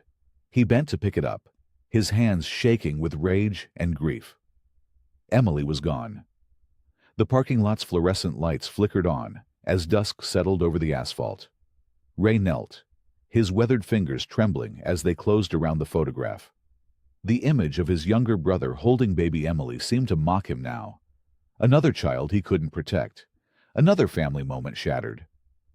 Tessa paced nearby, her knuckles bloody, tears streaking through the dirt on her face. "I should have seen them coming. I should have been faster, smarter." "It's not your fault." Ray's voice was hollow. "It's mine." Lucas pressed his phone to his ear, turning away from them. "Javier, it's me. We need eyes on the highway heading east." "Yeah. 3 black SUVs. Government-type clean. Call everyone." He hung up and immediately dialed another number. Ray stayed kneeling on the asphalt, the photograph clutched in his hand. The helplessness crawled through him like poison, the same feeling that had consumed him when he'd lost Lily. The world narrowing to a pinpoint of pain, breath impossible to find, mind unable to process that someone so important could simply be gone. Ben pulled up in his truck, leaping out before it fully stopped. "Any sign which way they went?" "East, probably," Lucas answered, still making calls. "Toward the lake house." Ray said nothing. His chest felt like concrete had been poured into it, hardening around his lungs and heart. "Ray." Tessa crouched beside him, her voice steady despite her tears. "Ray, look at me." He raised his eyes to hers. "This isn't like Lily. Emily is alive. She needs you thinking, not drowning." The words hit him like cold water. She was right. This wasn't the same helplessness. Emily wasn't gone forever. She was taken, and that meant she could be found. "We're going back to the clubhouse," Ray said, rising to his feet. "Now." The clubhouse kitchen felt too quiet, too empty. A half-finished game of cards still lay on the table, where Emily had been playing with Ben earlier. Her coffee mug sat in the sink, unwashed. Ray poured whiskey into a glass, his hand still shaking. The bottle clinked against the rim as he set it down too hard. The first sip burned, promising numbness. The second beckoned him toward the dark comfort of oblivion. He'd failed her, just like he'd failed Lily, just like he'd failed his brother years ago. "Stop it." Anna's voice cut through his spiral. She stood in the doorway, arms crossed. "I can see exactly what you're doing." "You don't know anything about what I'm doing," Ray growled. Anna stepped forward, pushing Emily's signed statement across the table toward him. "She trusted you with her words, with her truth." Her finger tapped the paper. "This isn't over, unless you decide it is." The statement was written in Emily's careful handwriting. The ink had smudged slightly where her hand had rested, as she wrote about years of isolation and control. At the bottom, her signature looked determined, a small act of courage. "1 want to choose my own life. I want to be heard. Emily Caldwell." Ray stared at it for a long moment. What if we're already too late? We're not, Lucas said, entering with Tessa and Ben. My contact spotted those SUVs heading toward the lake house.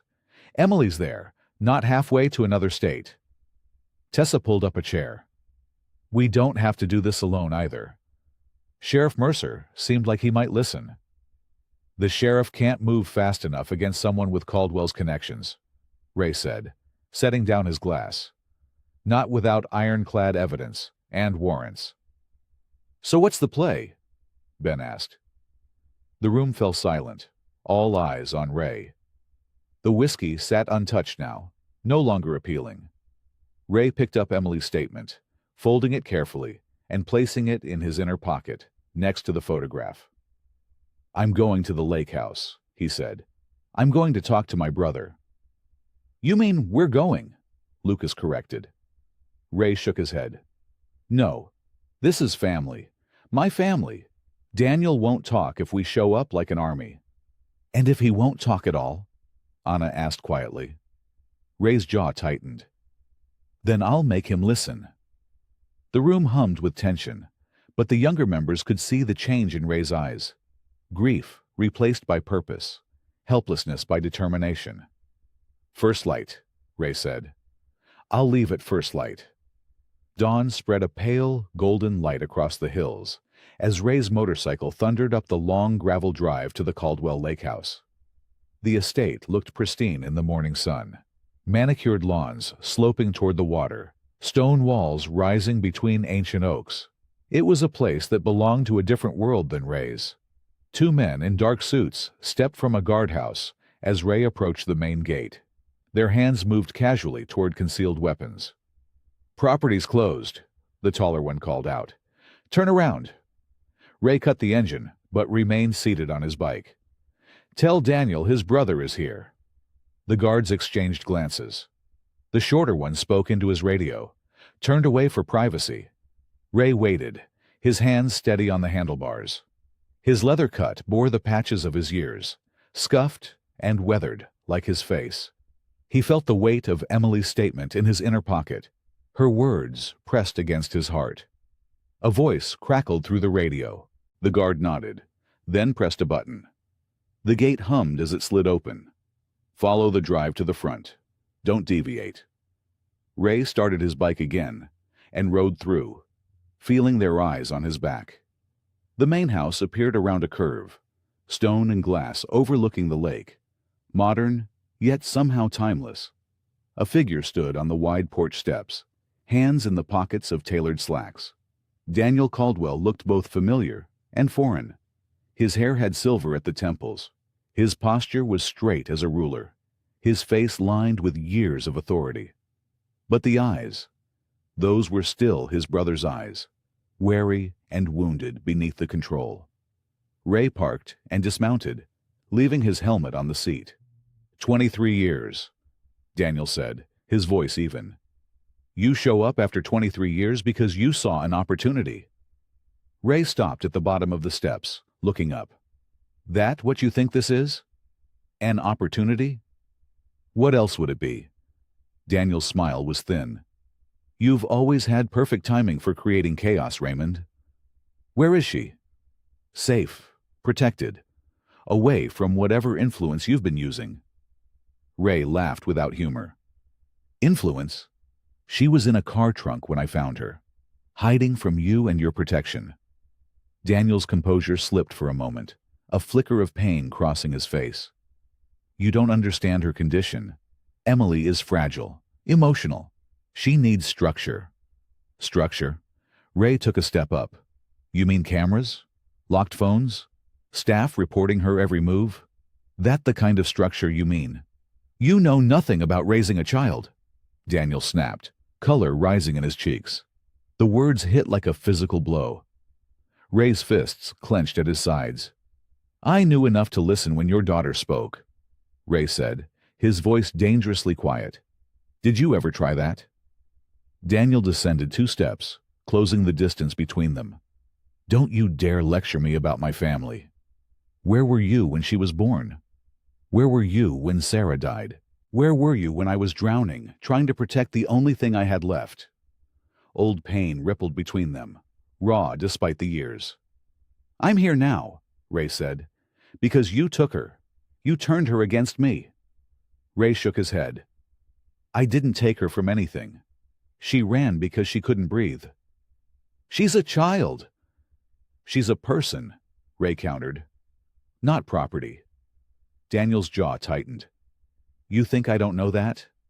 Everything I've done, the security, the monitoring, it's because the world is dangerous. She's all I have left. And you're losing her anyway, Ray said, softer now. Not because of me, because you stopped seeing her. You have no right. She carries a photograph with her, Ray interrupted. Everywhere she goes. Even hiding in that trunk, she had it clutched to her chest. Daniel went still. It's of you, Ray continued. Young, holding her as a baby, smiling like you meant it. Something cracked in Daniel's expression, a hairline fracture in perfect control. She keeps it because she's still looking for that man, Ray said. The one who could love without a stranglehold. She hasn't given up on you, even if you've given up on remembering who you used to be. Daniel turned away, his shoulders rigid. For a moment, he seemed unable to speak. You should leave, he finally said, his voice rough. Let me see her. No. Daniel's control returned like a mask falling back into place. She stays here, where she belongs, where she's safe. Ray studied his brother, the man who had once been a boy who loved books and laughed at silly jokes. There was still a shadow of him there, buried beneath years of grief hardened into armor. You think you're protecting her, Ray said, but you're just teaching her to fear you. He turned and walked back to his motorcycle, feeling Daniel's eyes on him.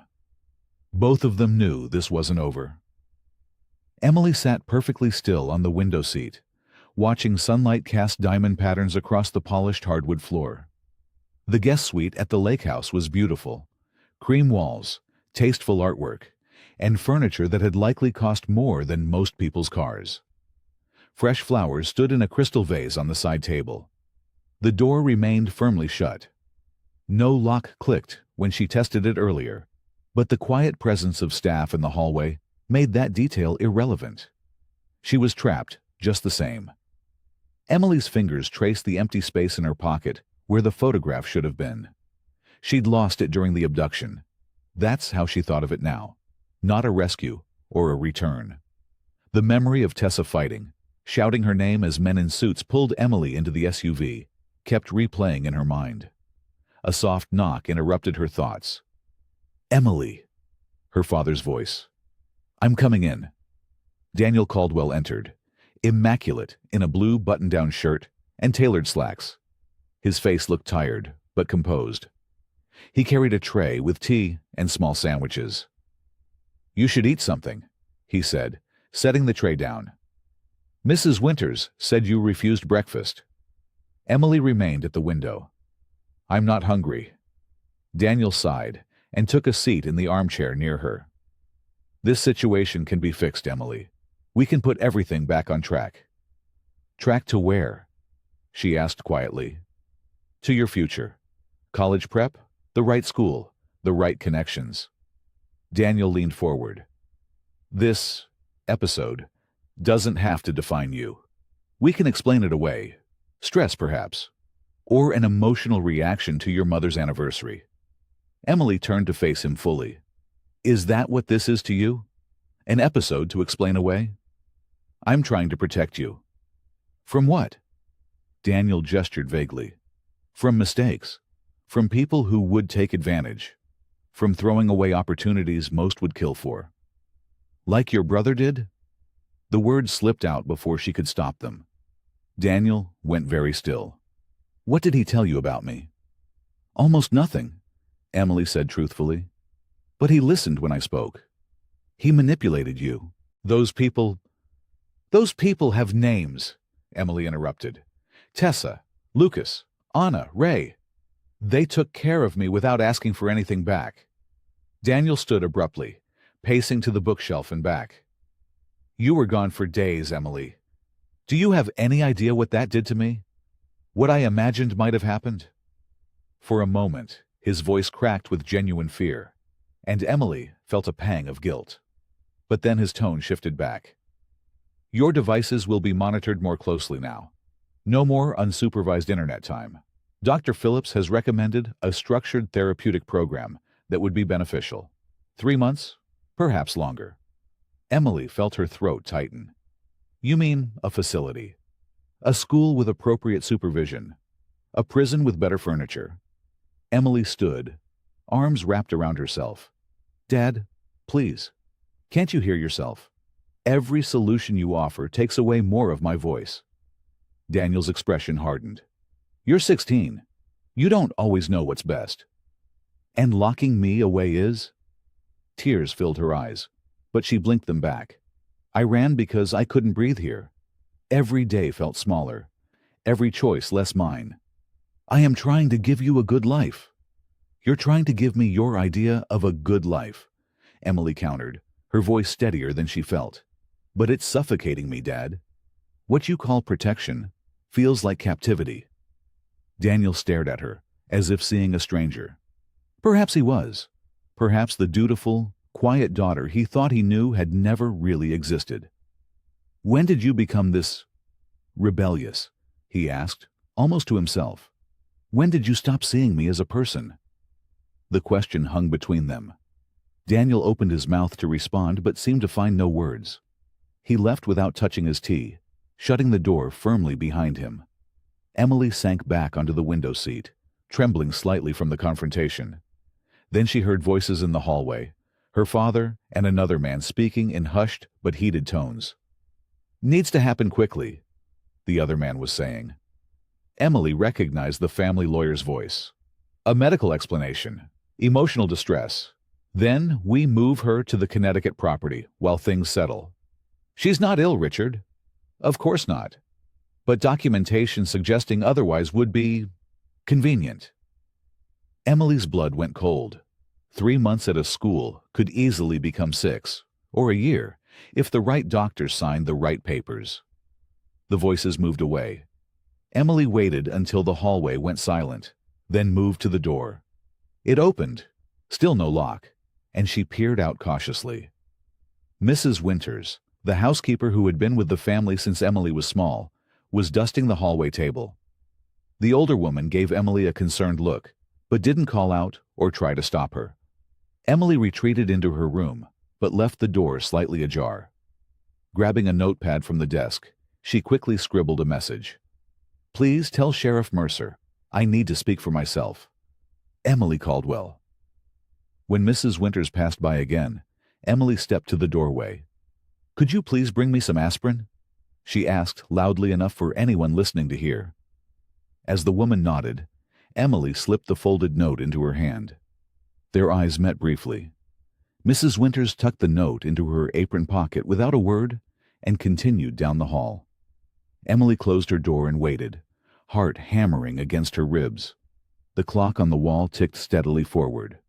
The gravel driveway crunched under the wheels of Sheriff Walt Mercer's official vehicle as it rolled to a stop in front of the Caldwell Lake House. The afternoon sun cast long shadows across the manicured lawn. Walt stepped out, adjusting his hat, his weathered face serious, but calm. Behind him, Ray's motorcycle pulled up, its engine falling silent. He dismounted slowly, removing his helmet. He wore no club insignia today, just jeans, boots, and a clean black button-down shirt. This wasn't about intimidation. It was about truth. The front door opened before they reached it. The lawyer, Richard Pearson, according to his business card, stood with a tight smile that didn't reach his eyes. "Sheriff Mercer, this is unexpected," he said smoothly. "And Mr. Caldwell is certainly not welcome here." Walt remained unruffled. "I'm here on official business regarding the welfare of a minor. I received information that Emily Caldwell wishes to speak with me directly." "That's absurd. Miss Caldwell is safe with her father and has no need—" "I have her written statement," Ray interrupted, holding up a folder. She named me as her temporary guardian, while her situation is reviewed. The lawyer's composure slipped. Any document obtained while she was being held by criminals is worthless. Walt's voice hardened. I'll determine that after I speak with the young lady. Alone. Mr. Caldwell will never agree to— I already have. Daniel's voice came from behind the lawyer. He stood in the foyer, straight-backed and tense. Let them in, Richard. The men were led to a spacious living room with tall windows overlooking the lake. Daniel gestured stiffly toward the leather couches. Walt took a seat, but Ray remained standing, keeping distance between himself and his brother. Emily will be down shortly, Daniel said. I've asked Mrs. Winters to inform her. The lawyer whispered urgently in Daniel's ear, but Daniel waved him off. Give us the room, Richard. When the door closed behind the lawyer, silence fell heavily between the three men. Ray stared at his brother, seeing both the stranger he'd become and fragments of the boy he'd once known. Walt cleared his throat. I'll need to speak with Emily privately. Daniel nodded tightly. Of course. More silence stretched between them until Daniel finally spoke. Why now, Ray? 20 years of nothing, and suddenly you're playing hero? Ray's jaw tightened. I didn't know she existed until a few days ago. Would it have mattered? You walked away from everything. I walked away from Dad's Golden Boy Act, Ray shot back. Everything always came easier to you. College, respect, the right path. Daniel laughed bitterly. Easier? I was carrying the weight of every expectation while you got to be the rebel without consequences. Without consequences. Ray's voice rose. I lost everything. My home, my place in this town. You chose to leave. And you chose to forget I existed. Ray stepped closer, decades of hurt bubbling to the surface. Not one call when Lily died. Not one. Daniel's face paled. I sent letters. 3 of them. That I just found unopened. Ray's voice cracked. But a letter isn't showing up, Daniel. It isn't being there. Daniel sank onto the couch, suddenly looking tired. I didn't know how to face you. What to say. Everything I touched seemed to work, and everything you loved was gone. Walt watched silently, understanding this had been a long time coming. The door opened, and Emily entered with Mrs. Winters beside her. She looked small in the large room, but held herself with quiet determination. Her eyes found Ray first, relief washing across her face before she composed herself. Sheriff Mercer, she said formally. Thank you for coming. Walt stood. Why don't we talk in another room, Emily? She nodded, and Walt followed her and Mrs. Winters out, leaving the brothers alone with their unfinished conversation. 30 minutes later, they all reconvened in the living room. Emily sat slightly apart from her father, her hands steady in her lap. I've heard Emily's account, Walt said, and reviewed her written statement. She's been very clear that she left voluntarily and does not wish to remain under her father's exclusive control without independent review. Daniel started to object, but fell silent when Emily spoke. I'm not asking to never come home, she said softly. I'm asking for my voice to matter, for my choices to be mine. The calm clarity in her words seemed to hit Daniel harder than any shouting could have. He stared at his daughter as if truly seeing her for the first time, not as a child to control, but as a young woman with her own mind. The law provides options here, Walt continued. I'm recommending temporary neutral placement while this is sorted out properly, with counselors, advocates, and the court's oversight. This is unnecessary, the lawyer interjected from the doorway. Mr. Caldwell has every right. I'll agree to it, Daniel said quietly, surprising everyone. Emily's eyes widened. You will? Daniel nodded, something shifting behind his eyes. You shouldn't have had to run away to be heard. As Walt made arrangements by phone, Emily caught Ray's gaze and mouthed a silent, thank you. For the first time in decades, Something like hope flickered in the space between the broken branches of the Caldwell family tree. The evening sky turned deep purple as Sheriff Mercer's SUV pulled away from the lake house, with Emily in the back seat. Ray followed at a respectful distance on his motorcycle, watching the taillights wind through the darkening roads.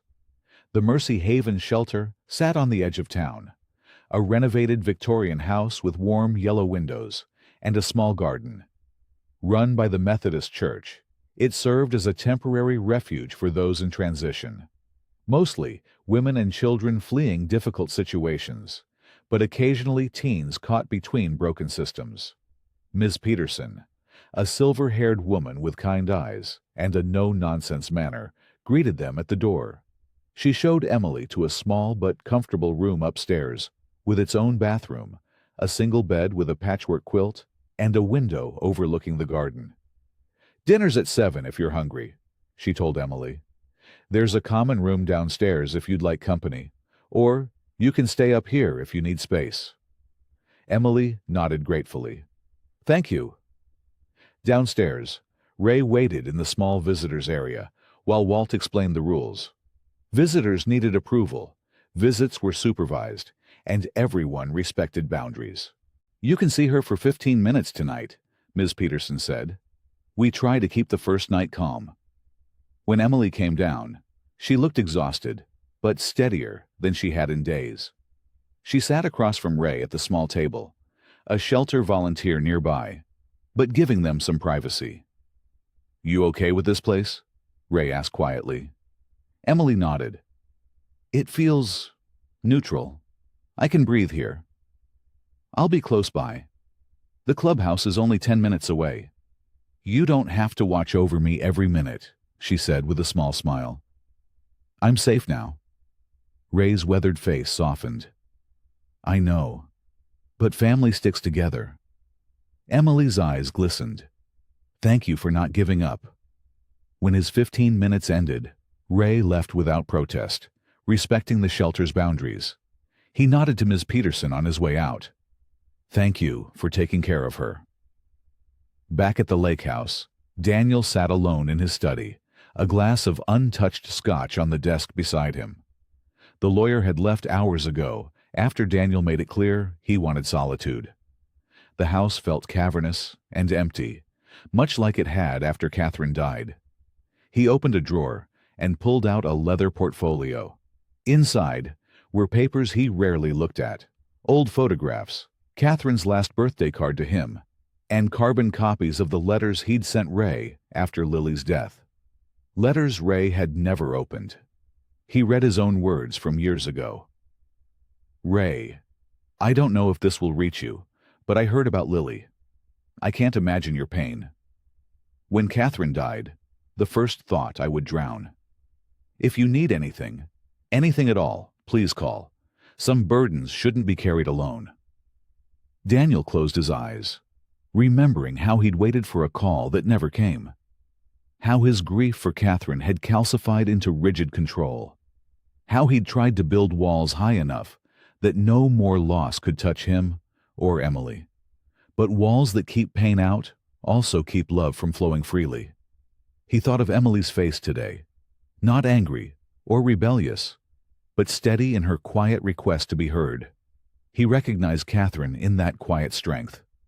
And in Ray, despite everything, he recognized the stubborn loyalty their mother had valued above all else. Daniel stood up, decision made. At the shelter, Emily had just finished a quiet dinner with 2 other residents when Ms. Peterson came to find her. "You have another visitor," she said. "Your father is here. He's asking for 10 minutes of your time. It's completely your choice." Emily's heart raced. Did he bring the lawyer? No, he's alone. After a moment's hesitation, Emily nodded. "Okay." Daniel sat in the visitors' area, looking out of place in his expensive clothes. When Emily entered, he stood awkwardly. "Thank you for seeing me," he said. Ms. Peterson took a seat in the corner, present, but unobtrusive. Daniel cleared his throat. "I've been doing a lot of thinking today." He paused, struggling with words that didn't come easily to him. After your mother died, I think I replaced love with control because control felt safer than loss.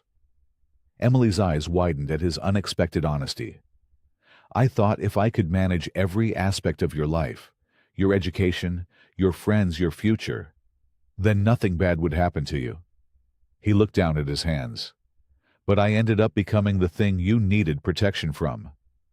You never listened, Emily said quietly.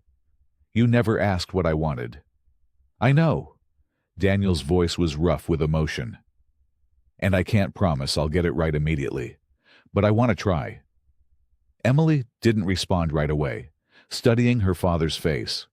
For the first time in years, she saw uncertainty there. The first honest crack in his perfect facade. What would trying look like? She finally asked. Daniel took a deep breath. It would start with asking what future you want, instead of the one I've been forcing on you. Emily didn't smile, but something softened in her eyes. Not forgiveness yet, but perhaps the beginning of possibility. I'd like that, she said. Morning sunlight streamed through the windows of the small conference room at the shelter. The wooden table gleamed under the light, surrounded by 5 chairs arranged with careful neutrality. Emily sat with her back straight, her hands folded on the table in front of her. Across from her sat Daniel, looking both powerful and somehow diminished in his tailored suit. Sheriff Mercer positioned himself at the end of the table, not taking sides, but ensuring order. Beside Emily sat Ms. Torres, a family advocate with gray-streaked hair and attentive eyes who had spent an hour with Emily earlier that morning. Ray waited in the hallway, leaning against the wall with his arms crossed. He wore clean jeans and his least intimidating jacket, having left his leather cut at the clubhouse. His presence was a statement, but a quiet one. We're here to establish a path forward, Ms. Torres began, her voice calm and professional. Emily has expressed some specific needs that will help rebuild trust. Daniel nodded stiffly. His lawyer had advised against this meeting, suggesting formal custody proceedings instead, but Daniel had dismissed him. This wasn't about legal strategy anymore. It was about his daughter. Before we start, Emily said, her voice soft but steadier than yesterday, I'd like to ask my uncle to join us. Daniel's jaw tightened, but he remained silent as Sheriff Mercer opened the door and motioned to Ray.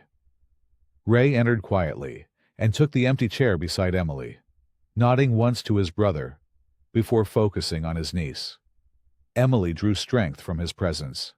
I want to be clear that I'm not here to punish anyone. I just need things to change. Ms. Torres placed a notepad in front of Emily. Go ahead when you're ready.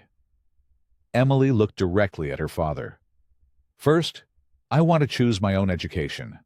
I don't mind private school, but I want one with arts programs and real field trips, not just the academy you picked because it looks good on college applications. Daniel started to speak, then stopped himself, nodding instead. Second, I need privacy. No more tracking apps, no staff reporting my movements, no reading my journals, or checking my browser history. Daniel shifted uncomfortably. Emily, there are safety concerns. I understand having curfews and checking in, Emily interrupted. That's normal parenting. But surveillance isn't. Sheriff Mercer gave Daniel a level look. That seems reasonable. Emily continued, gaining confidence. Third, I'd like to see a therapist, but one I choose and feel comfortable with. Not Dr. Winfield, who reports everything to you. Daniel looked down at his hands, his face flushing slightly. Fourth, I want freedom to make friends, including with people at the clubhouse who helped me. Emily glanced at Ray. They treated me like a person, not a project. Daniel's expression tightened, but he remained silent. And finally, Emily said, no retaliation against anyone who helped me. Not the housekeeper who passed my note, not Sheriff Mercer for listening, and especially not Ray or his friends. The room fell silent. Ms. Torres made notes while Sheriff Mercer watched Daniel carefully. Daniel took a deep breath, his hands clasped tightly on the table. When he finally spoke, his voice was different, less commanding, more human. "I agree to all your conditions," he said quietly. "You're right to ask for them." Emily blinked in surprise. "I've been controlling," Daniel continued, the admission clearly difficult. "After your mother died, I thought I could protect you by managing every detail of your life. But I was wrong." Ms. Torres nodded approvingly. "That's a good start, Mr. Caldwell." Daniel looked at Emily directly. "I can't promise I'll get everything right immediately, but I promise to try." Emily's eyes glistened. "That's all I'm asking." After the meeting concluded, Emily went with Ms. Torres to complete paperwork. Sheriff Mercer excused himself to take a call, leaving Ray and Daniel alone in the hallway. The brothers stood awkwardly, 20 years of silence stretching between them. "Thank you," Daniel finally said, "for protecting her when I couldn't see she needed protection from me." Ray leaned against the wall, his arms crossed. "She's a good kid. Strong, like Catherine was." "Yes," Daniel agreed softly. "She is." A heavy pause followed before Daniel spoke again. "I was wrong, Ray. About a lot of things, but mostly about letting the years bury us after Lily died. I should have tried harder to reach you." Ray's face remained impassive, but something shifted in his eyes. "We both made mistakes." It wasn't forgiveness. Not yet. But it wasn't rejection either. Daniel nodded, understanding the boundary. "Emily would like to visit the clubhouse this afternoon, if that's still okay." "Always," Ray said simply. The brothers parted without handshakes or promises, just a quiet acknowledgement that something long frozen had begun to thaw. The afternoon sun cast long shadows across the clubhouse yard as Ray's motorcycle rumbled up the gravel driveway with Emily riding behind him. This time, she wasn't hiding or running. She had chosen to be here. As they dismounted, the clubhouse door burst open. Tessa flew out first, her work boots barely touching the steps, as she raced toward Emily and wrapped her in a fierce hug. "You scared us half to death," Tessa said, her voice muffled against Emily's hair. Lucas followed, carrying a large piece of cardboard with "Welcome Home, Kid" painted across it in bright blue letters. Anna and Ben stood in the doorway, grinning widely. "We weren't sure when you'd be back," Lucas explained, "but we wanted to be ready." Emily's eyes filled with tears as she looked at the sign. "You made this for me?" "Anna did the letters," Ben said. "I just held the paint." Ray watched from a few steps back, his weathered face softening as Emily walked into the clubhouse, surrounded by the younger members. They'd cleaned up the place. The floors were swept, the kitchen spotless, and fresh flowers sat in a chipped coffee mug on the table. "We saved your room," Anna told her, leading Emily down the hallway. "And look what arrived an hour ago." 2 suitcases and a backpack sat neatly by the guest room door. A note was taped to the largest bag. "Everything you asked for. Call anytime." "Dad." Emily touched the note, her expression complex. "He didn't try to come in?" "He dropped them off himself," Ray said from behind her. "Said he didn't want to intrude, but wanted you to have your things." Emily nodded, understanding the gesture for what it was, respect for her boundaries, something new from her father. The afternoon flowed into evening with a shared meal around the big table. Emily laughed at Lucas's jokes and helped Anna with the dishes. For brief stretches, she almost forgot the trauma of the past weeks, simply enjoying being part of this mismatched family. As twilight deepened, Emily found Ray sitting alone on the porch steps, watching the stars appear. "Mind if I join you?" she asked. Ray moved over, making space. They sat in comfortable silence for several minutes before Emily spoke. "Thank you," she said quietly, "for opening that trunk, for seeing me when I was invisible." for changing everything. Ray looked down at his calloused hands. You did the hard part, kid.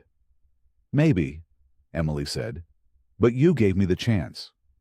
She leaned her head briefly against his shoulder, a gesture so simple yet profound in its trust. Ray didn't say what he was thinking, that in saving her, she had saved something in him too. Some part of his heart he'd thought died, with Lily had begun beating again. But somehow, in the quiet evening air, Emily understood anyway. The next morning brought practical matters. Ray sat at the kitchen table with a notepad, mapping out the day. Tessa and Anna will take you to visit that arts program at the community college, he told Emily, as she sipped her orange juice. It's got mechanics classes too, so Tessa can show off a little. I don't show off, Tessa protested, tossing a dish towel at him. I demonstrate excellence. Emily laughed, the sound light and unguarded. While you're doing that, Ray continued, I'm meeting Walt and a lawyer friend who specializes in family matters. We need to make sure everything you and Daniel agreed to is written down properly. Emily nodded, grateful for his thoroughness. The day unfolded as planned. The college tour revealed bright studios, well-equipped workshops, and instructors who spoke to Emily directly rather than around her. For the first time in years, education felt like possibility rather than obligation. Meanwhile, Ray sat in a downtown office with Sheriff Mercer and attorney Sarah Larson, carefully reviewing each of Emily's conditions. This isn't custody paperwork, Sarah explained. It's more like a family contract. Both parties agree to respect these boundaries. Ray nodded. And if Daniel breaks his word? Then we have documentation of what was agreed to, Walt said. Makes my job easier if I need to step in. That evening, Emily stood in the clubhouse kitchen, carefully pinning a calendar to the wall. With deliberate strokes, she filled in the squares. Art studio orientation, 10 a.m. Counseling appointment with Dr. Jensen, 2 p.m. Dinner with Ray and Club. And in one corner, video call with Dad, 7 p.m. Ray watched from the doorway as she created the first schedule she'd ever made for herself. Looks good, he said simply. Emily smiled, studying her handiwork. It feels good too. The following days settled into a gentle rhythm. Emily attended her first classes, returning to the clubhouse with paint-stained fingers and excited chatter about techniques and projects. She kept her counseling appointments, sometimes quiet afterward, but always steadier. And each evening, she joined the club for dinner, her place at the table no longer temporary, but belonging. The calls with Daniel began awkwardly, but grew more natural. He was trying, asking questions instead of directing, listening more than speaking. 5 days after Emily's return to the clubhouse, a sleek black car pulled up the gravel driveway. Ray watched from the porch as Daniel stepped out alone, wearing jeans instead of his usual suit, a small gesture that spoke volumes. No security today? Ray asked, not moving from his chair. Daniel closed the car door. Not today, just me. Ray nodded toward the empty chair beside him. A coffee pot and 2 mugs sat on the small table between them. Daniel hesitated before climbing the steps, his polished shoes crunching on the weathered boards. Emily's at her art class, Ray said, pouring coffee into both mugs. Won't be back for a couple hours. I know, Daniel replied. I wanted to talk to you. The brothers sat in silence for several minutes, the autumn breeze rustling through the trees. Decades of distance stretched between them like a physical thing. I read your letters, Ray finally said. The ones you sent after Lily died. Daniel's hands tightened around his mug. I wasn't sure you ever opened them. I didn't. Not until now. Ray's voice was low, honest. I was too angry. At you, at myself, at the world. I should have tried harder, Daniel admitted. Called, showed up, something. Ray shook his head. We both know I would have slammed the door in your face. The coffee cooled between them as the conversation slowly warmed. Daniel spoke of losing his wife, of how fear had twisted his love for Emily into something rigid and controlling. "I thought if I controlled everything, I could protect her from anything," he said, staring into his cup. "But I was really just protecting myself from feeling helpless again." Ray nodded, understanding more than he wanted to. "I used anger the same way. Kept everyone at arm's length, so I wouldn't have to lose anyone else." "We wasted a lot of years," Daniel said quietly. "Yeah." Ray looked out at the trees. "But maybe not all the ones we have left." They didn't solve everything that afternoon. Some wounds were too deep, some memories too painful. But something shifted between them. A decision that the past wouldn't claim their future too. Sunday evening arrived clear and mild. String lights twinkled across the clubhouse yard, illuminating the long table the younger members had dragged outside. Lucas manned a grill while Tessa and Anna arranged plates and cups. Emily moved between groups with easy confidence, her smile no longer hiding behind fear. She wore new clothes, jeans, and a bright blue sweater she'd picked herself, and her hair was pulled back with a paintbrush, stuck through it, forgotten after her morning studio session. At precisely 6 o'clock, Daniel's car appeared. He stepped out, carrying a bakery box and looking far less certain than he had in the courthouse. "Is this okay?" he asked Emily quietly, as she walked over to greet him. "Me being here?" "You were invited," she said simply, taking the box. "Come on." Ray watched from across the yard as Emily led her father toward the table. There was still stiffness in Daniel's shoulders, caution in his smile, but he was trying. They were all trying. Dinner unfolded with surprising ease. Daniel listened intently as Lucas told exaggerated stories. He asked Anna thoughtful questions about her medical training. Even Ben, the quietest of the group, found himself explaining motorcycle maintenance, while Daniel nodded with genuine interest.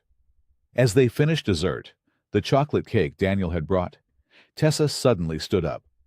"Wait right here," she ordered, and disappeared into the clubhouse. She returned moments later with a camera. "We need a picture," she announced. "The three of you." Ray immediately shook his head. "I don't do photos." "Too bad," Tessa countered, already positioning Emily between Ray and Daniel on the porch steps. Ray grumbled, but didn't move away. Daniel straightened his collar automatically, then caught himself and relaxed. Emily's smile bridged the space between them. "On 3, Tessa called. 1, 2, 3. The flash captured them. 3 people connected by blood and choice, imperfect but together. Later, after the others had gone inside, Emily found Ray in his room. She placed a new frame on his dresser, containing both photographs, the old one of young Daniel holding baby Emily, and the new one from that evening. "Past and present," she said softly. "Both matter." After she left, Ray stood alone in the quiet room, looking at the 2 images side by side. The weight he'd carried for so long felt different now. Not gone, but shared.